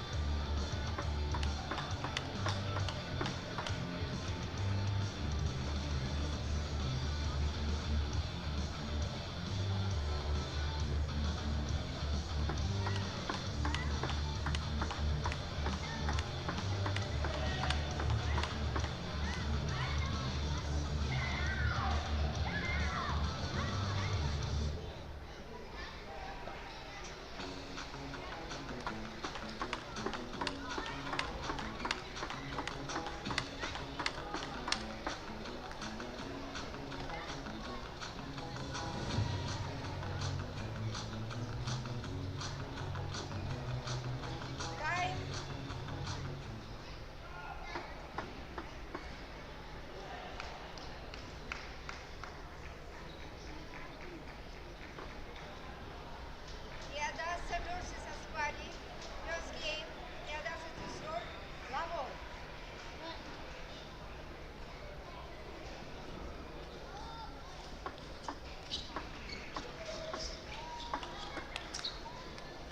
Love, one.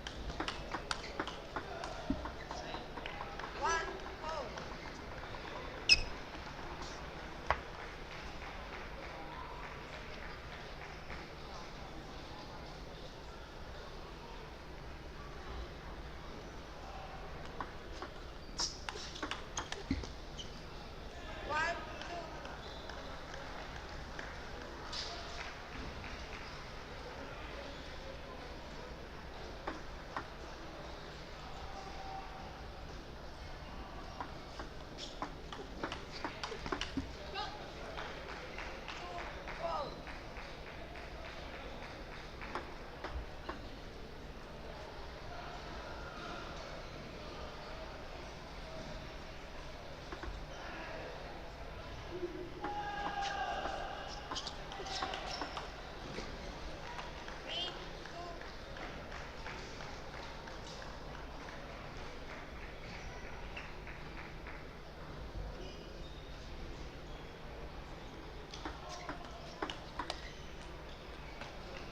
two, 4. Time out.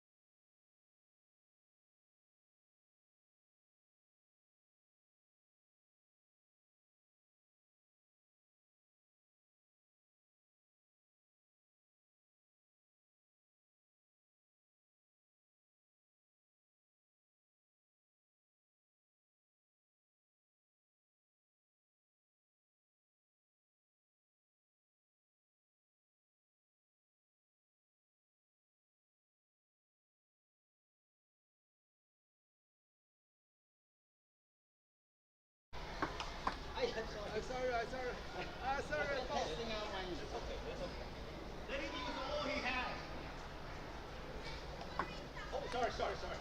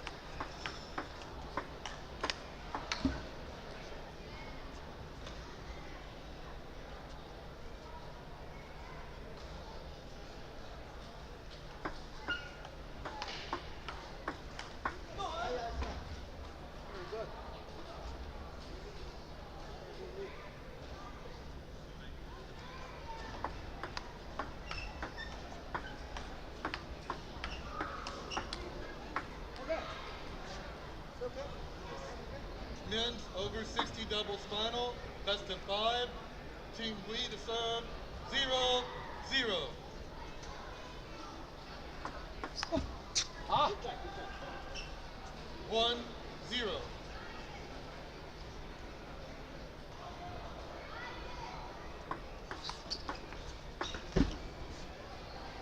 Zero, 2.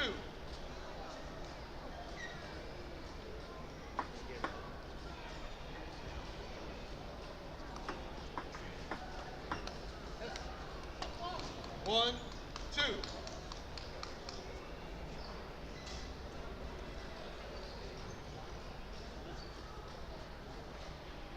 Let serve. You have to be behind the end line when you serve. You're over the table. Here.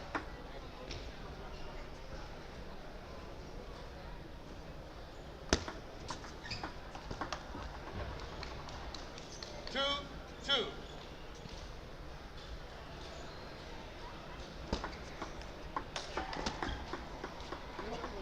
3-2.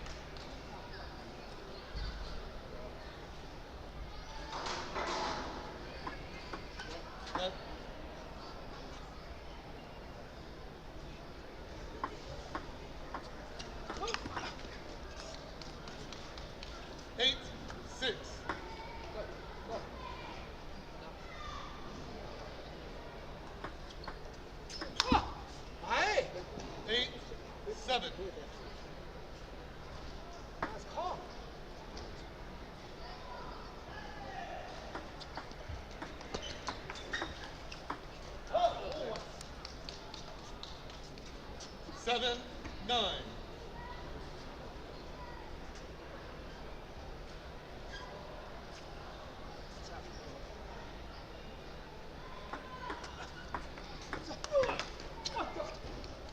Seven, 10.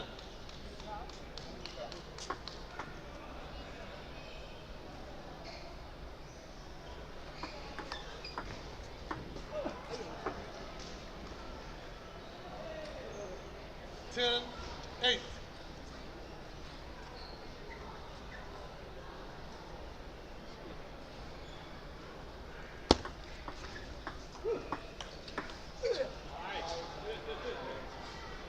Ten, 9.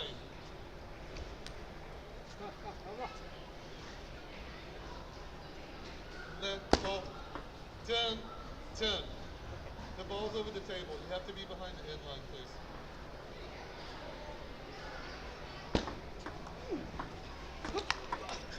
Oh. 11, 10.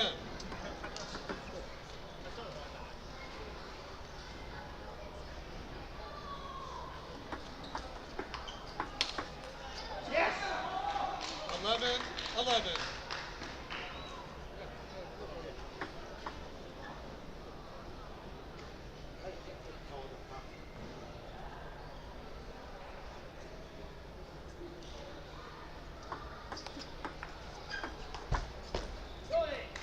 12, 11.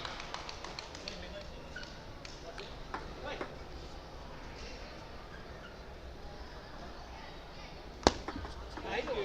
12, 12.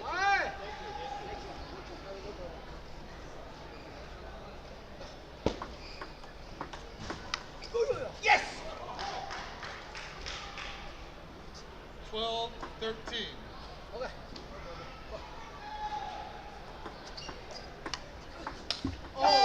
13, 13.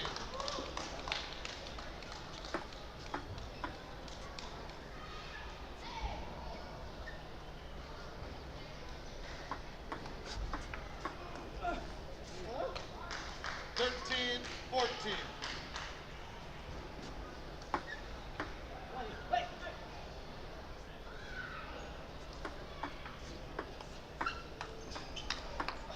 Go! 14, 14.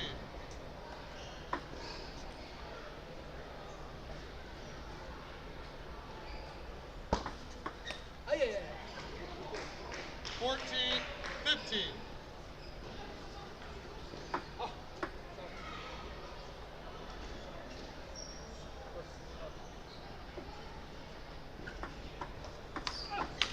Yes! Game 1, Team Lee, 16, 14.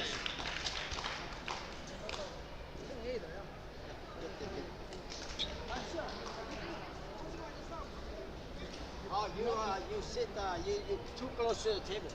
Close. You have to be behind the I table. don't think so. I sit just here. No, Sir, not no. here. Sir, you were over the table. You have other. So,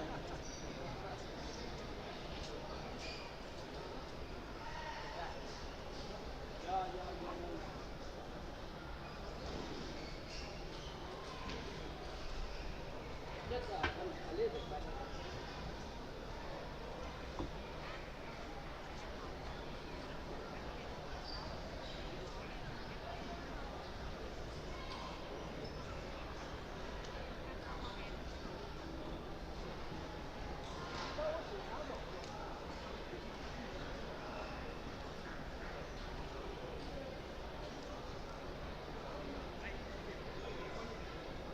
Time. Who's going to serve first? coach, please. Who's going to receive for you guys? He's serving. One gonna receive.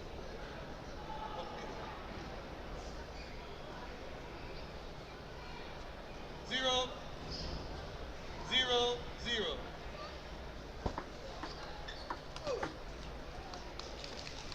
One, 0. Sir, make sure you're behind the end line. The ball must be behind the end line.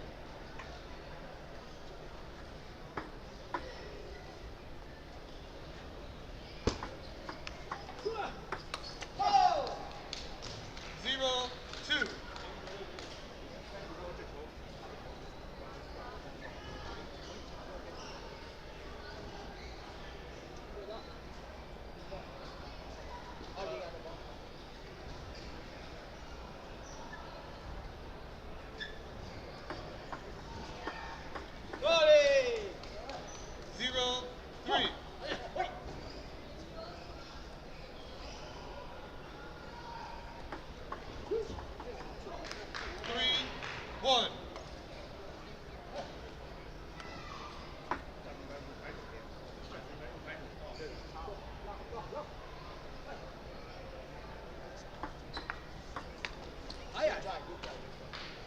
Three, 2.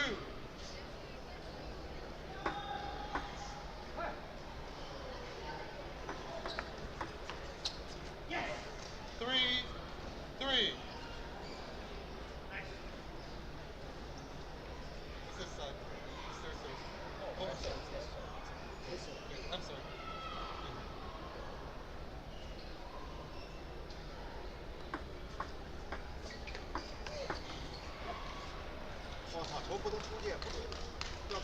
Three, 4.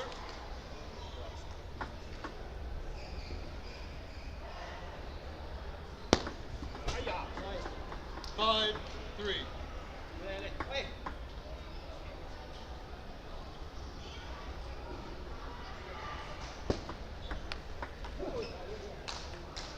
5, 4.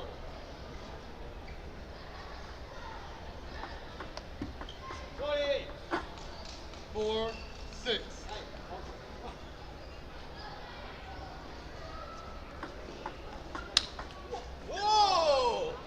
5, 6. That's a setup. That's a setup.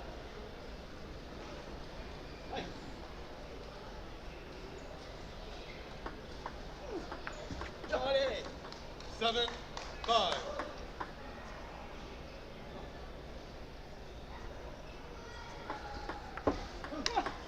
Nice. 8, 5.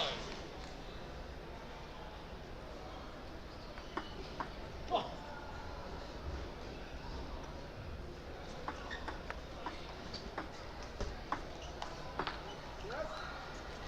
5, 9.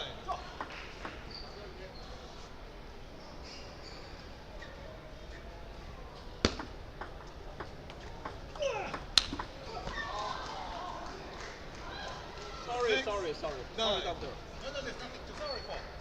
Good shot, good shot.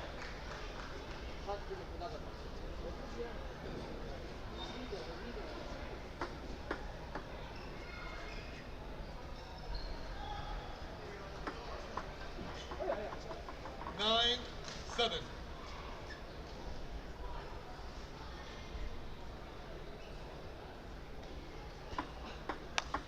Hey! Sorry. 9, 8. This one. Hey!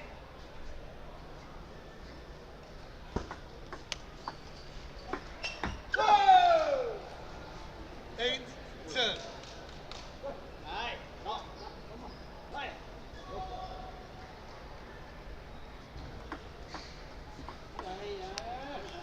9, 10. Hey!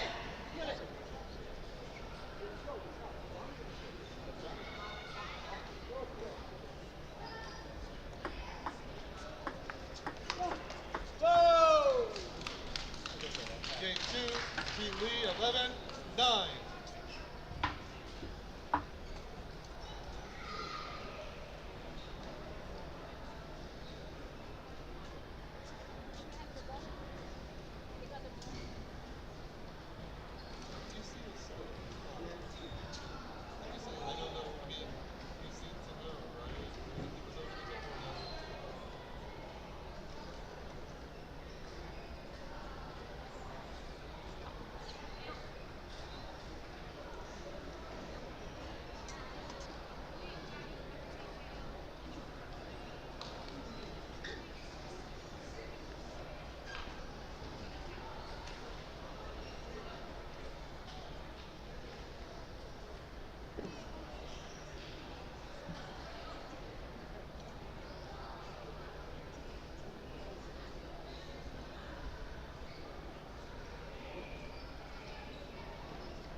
Who's going to serve first over here?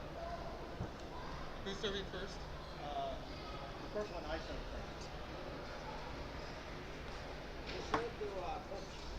Yep. Hey! Hey! Game Hey! 3, lead to serve, 0, 0. Hey!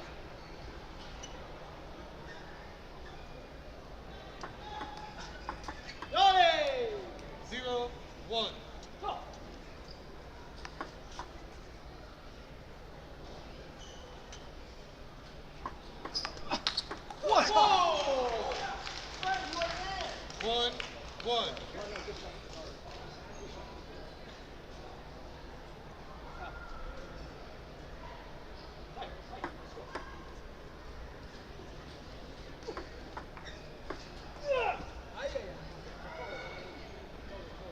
One, two.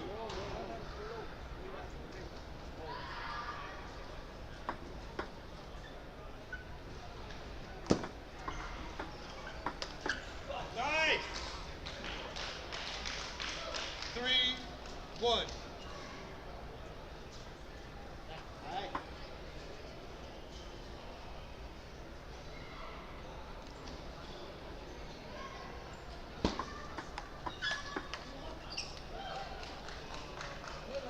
Four, one.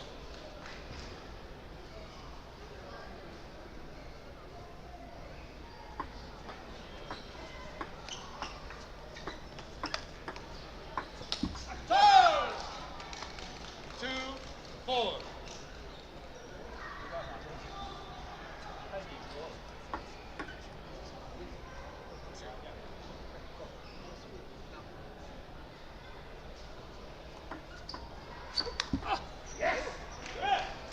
Two, five. Hey, come on.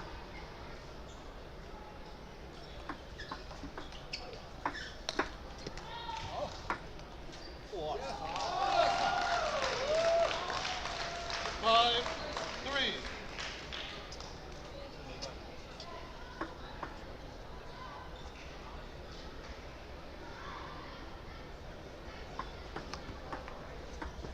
Ay, ay, ay, ay. 6-3.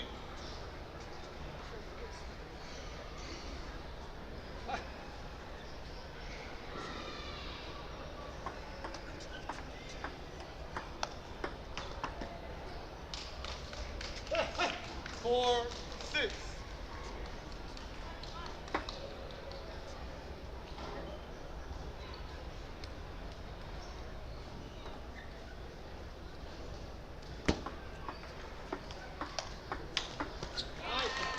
Good. Hey. 5-6.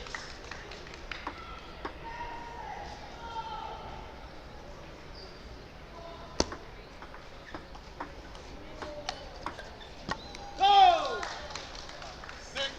6-6. Go.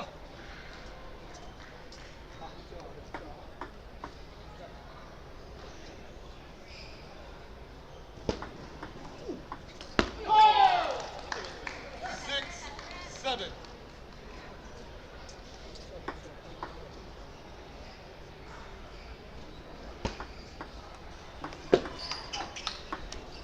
Go. 8-6. Go.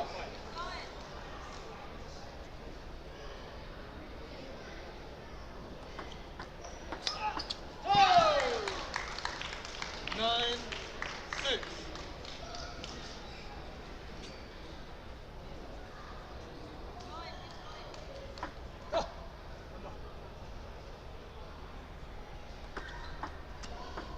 Ay, ay, ay. 7-9.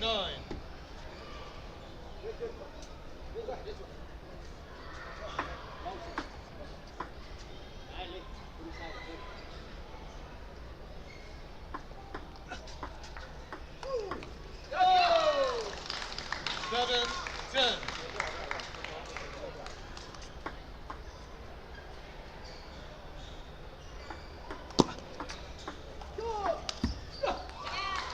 Team 3, team lead, 11-7.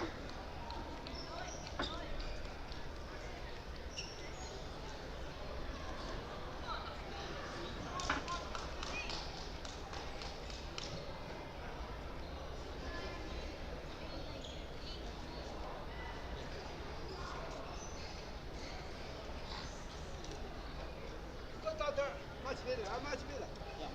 Short, quick. No, too much.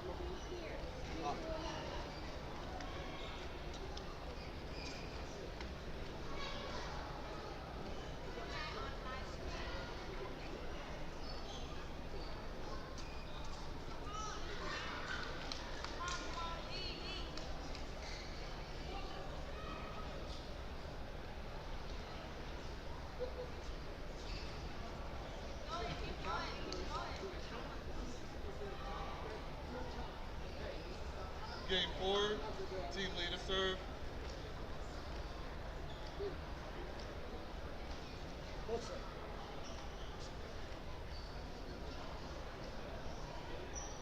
up. 0-0.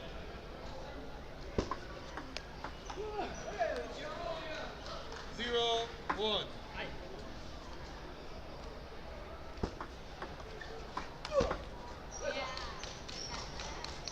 1-1. 哎，老师，对，好的。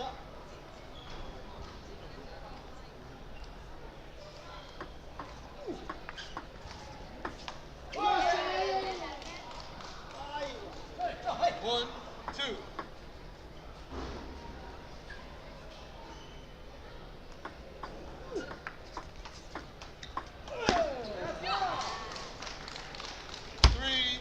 3-1. That's so good. Hey, go. Okay, come on.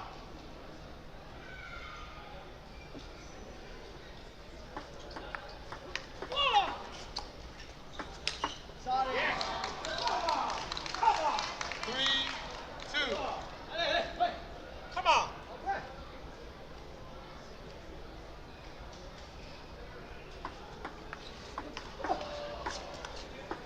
Whoa! 2-4.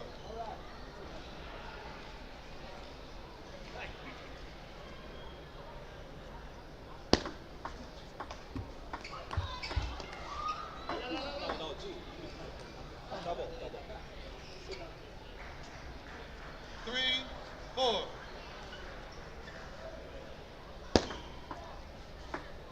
Yeah! 5-3. She's already interrupted me. She said, Yeah, 5-3. Either force serve or that one. You already got a warning on your serve, so it's 5-3. pass, go. What's the score? 5-3.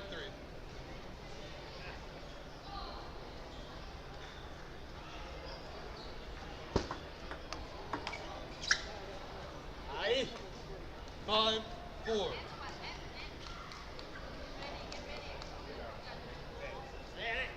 Okay, come on.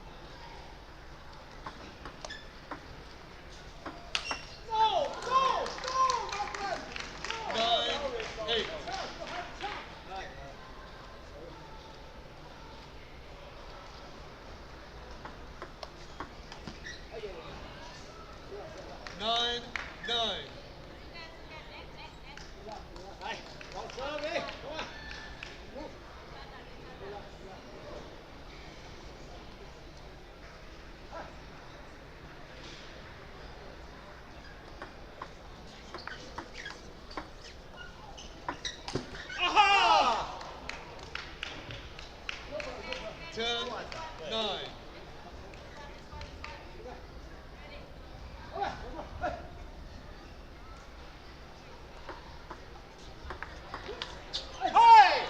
Game 4, team lead 11-9.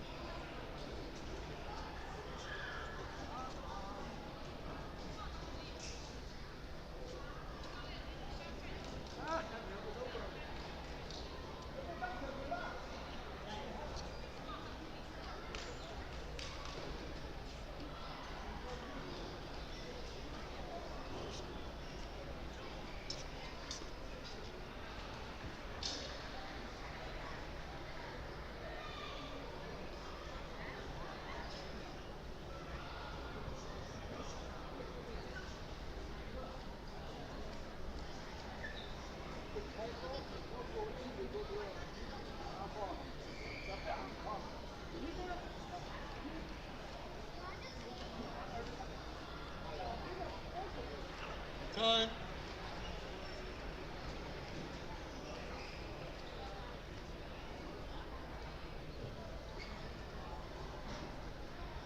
Fifth game, lead to serve. Sorry. 0-0.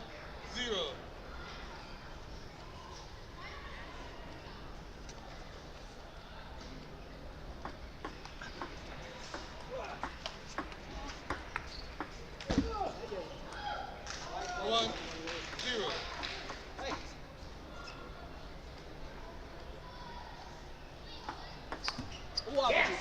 Zero, two.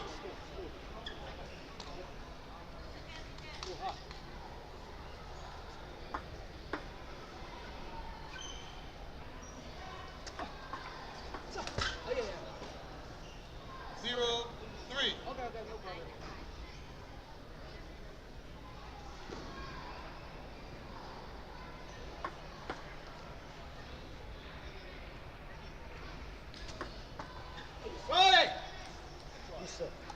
Three, one.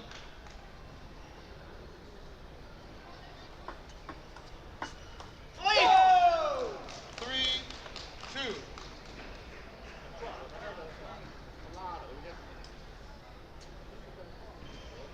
Let's play, please.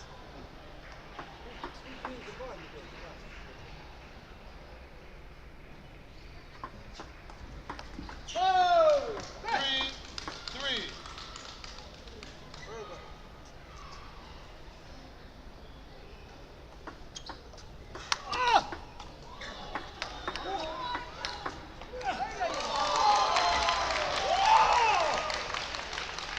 Three, four.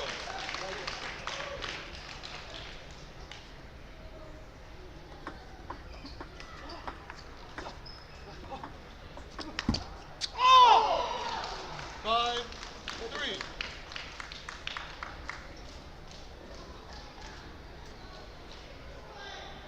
What's the rule? And he serves to you now. Five, three.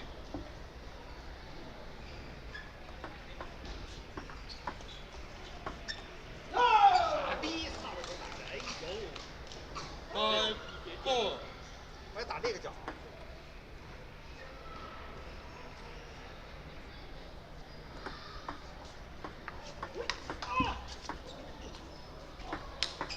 Yes! 4-6.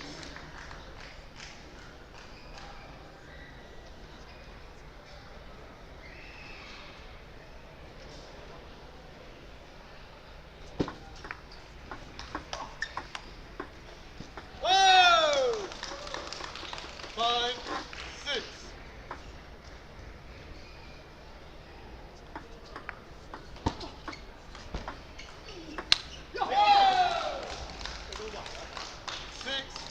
Six.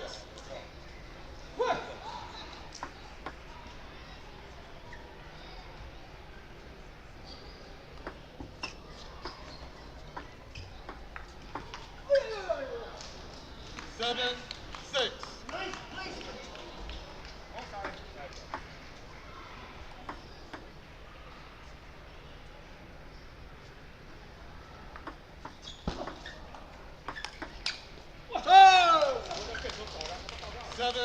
7. 因为那球高的话，我以为他在后边追这个。啊。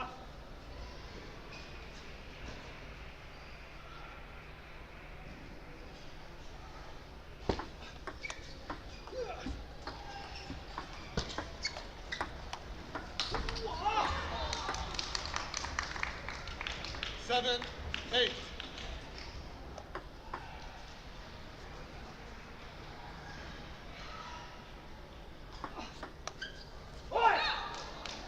Eight, 8. 8,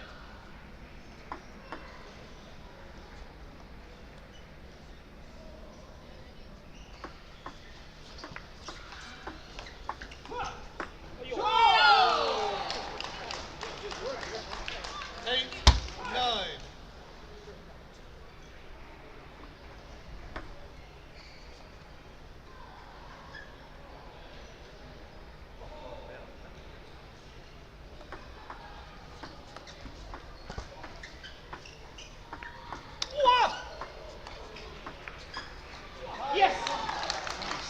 9, 9.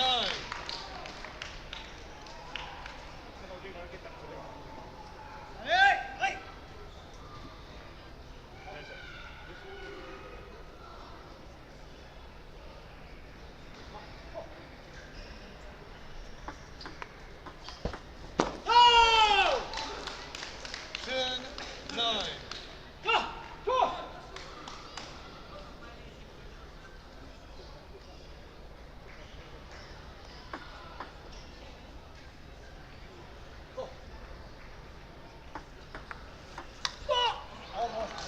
10, 10.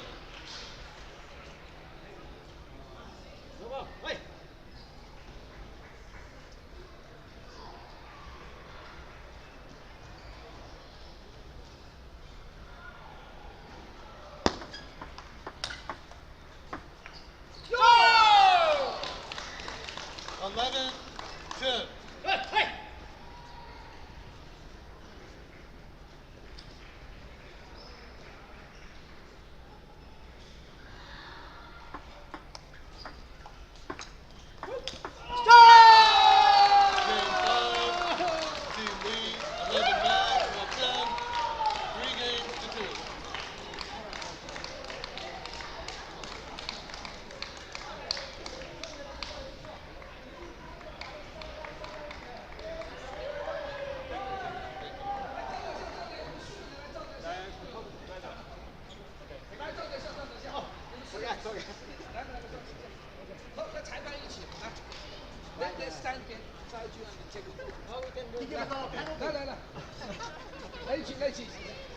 Guys, you guys were amazing.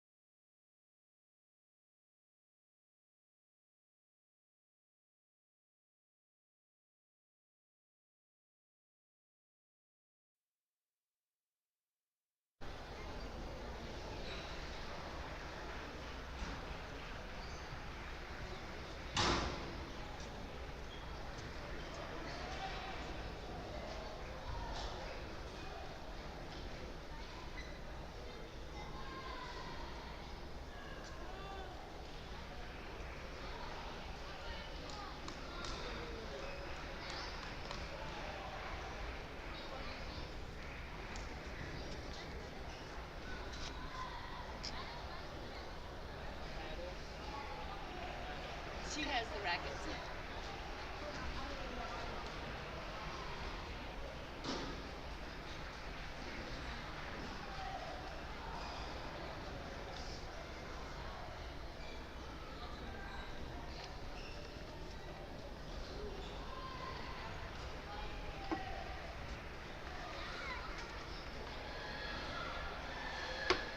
Okay, so gentlemen, so neither one of you have a coach, okay? And I'll call you Serini and you Henry, to make it simple, okay? So one side is blue, one side is red. Who wants to call it? Blue. He's calling blue. And it is blue, your choice. Huh? He's going to serve first, okay? And you get your choice of, no, you get your choice of ends. You're serving first, but yeah, you're going to go. He choose to receive, so which means you're serving. But now you get your choice of ends. You're going to serve first here. Okay. All right. Just a second. I want to make sure, okay, that she's set up. He is going to serve first on this end. Okay? Let me know when you're ready to start the clock for the 2-minute warm-up.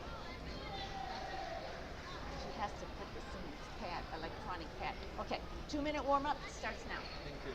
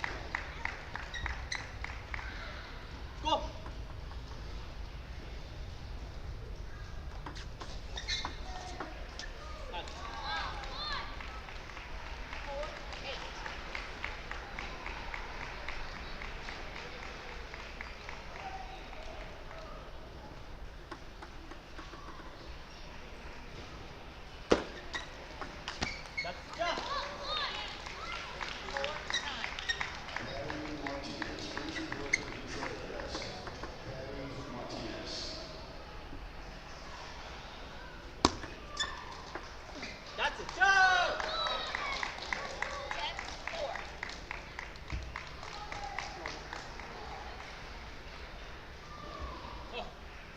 Come on. 10-5.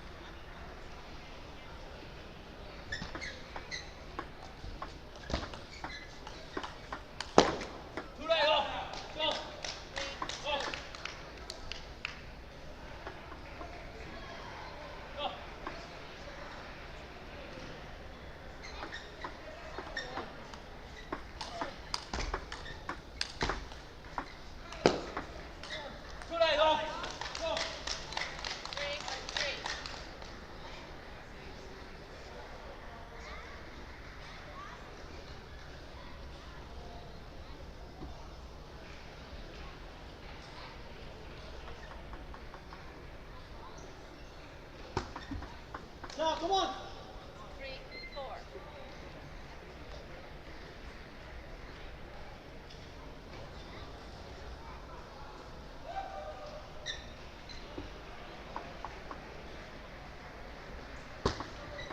Left, 3, 4.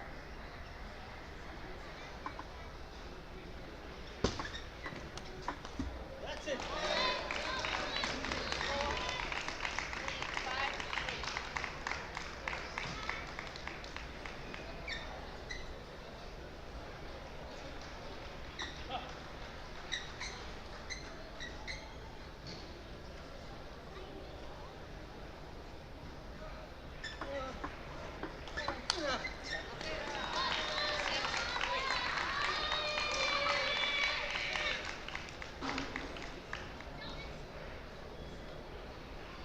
Come on.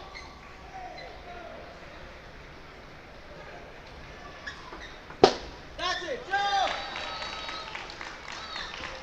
7.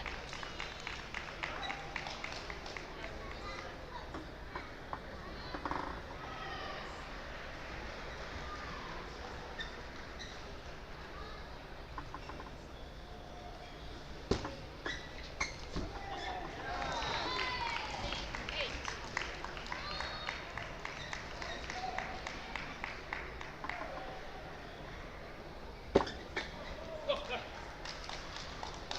8, 4.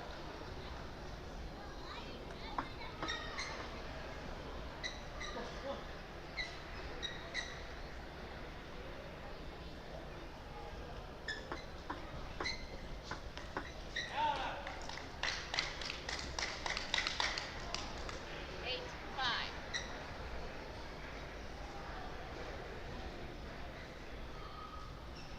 Left, left, left.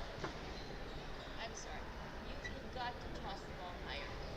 You're going up, up, up, and then you're doing a little toss. Higher. Please.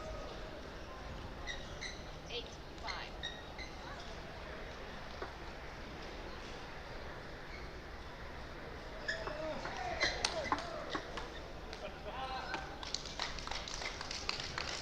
Six, 8.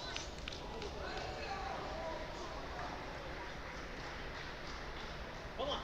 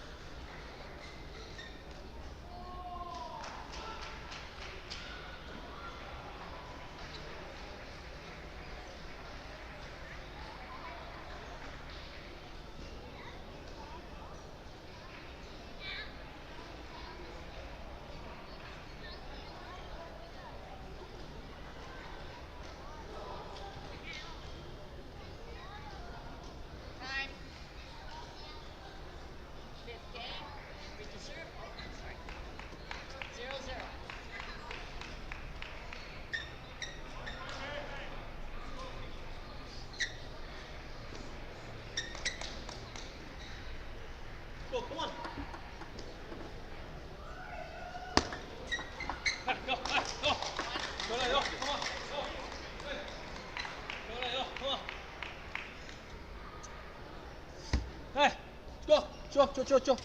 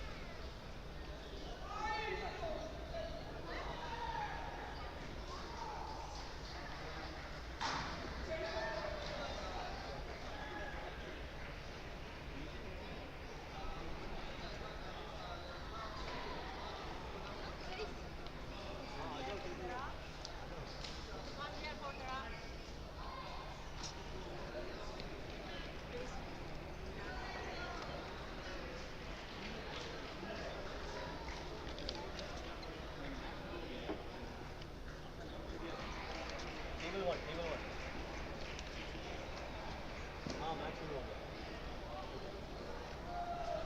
hand match. Red and black. Which color do you want?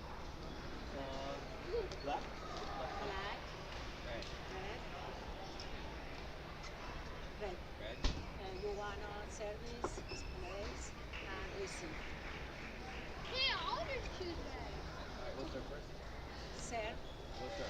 serve. And receive and play the receive. Okay. Each person on the serve, your serve, and each person receive. Receive? I'll receive and you take this off. Yes. Okay. 2 minutes.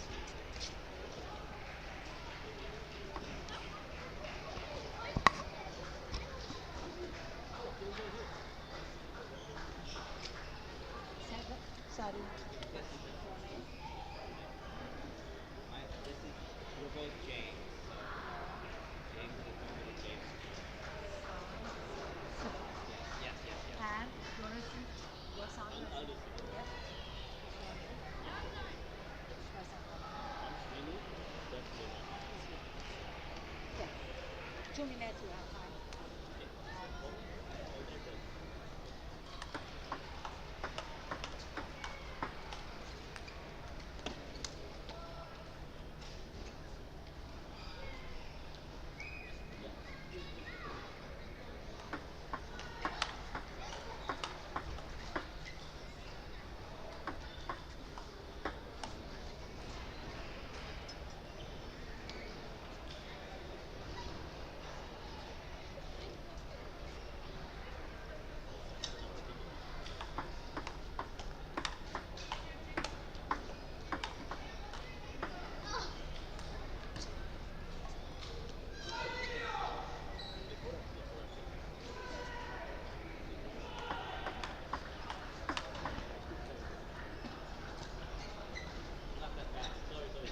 That's alright, don't worry.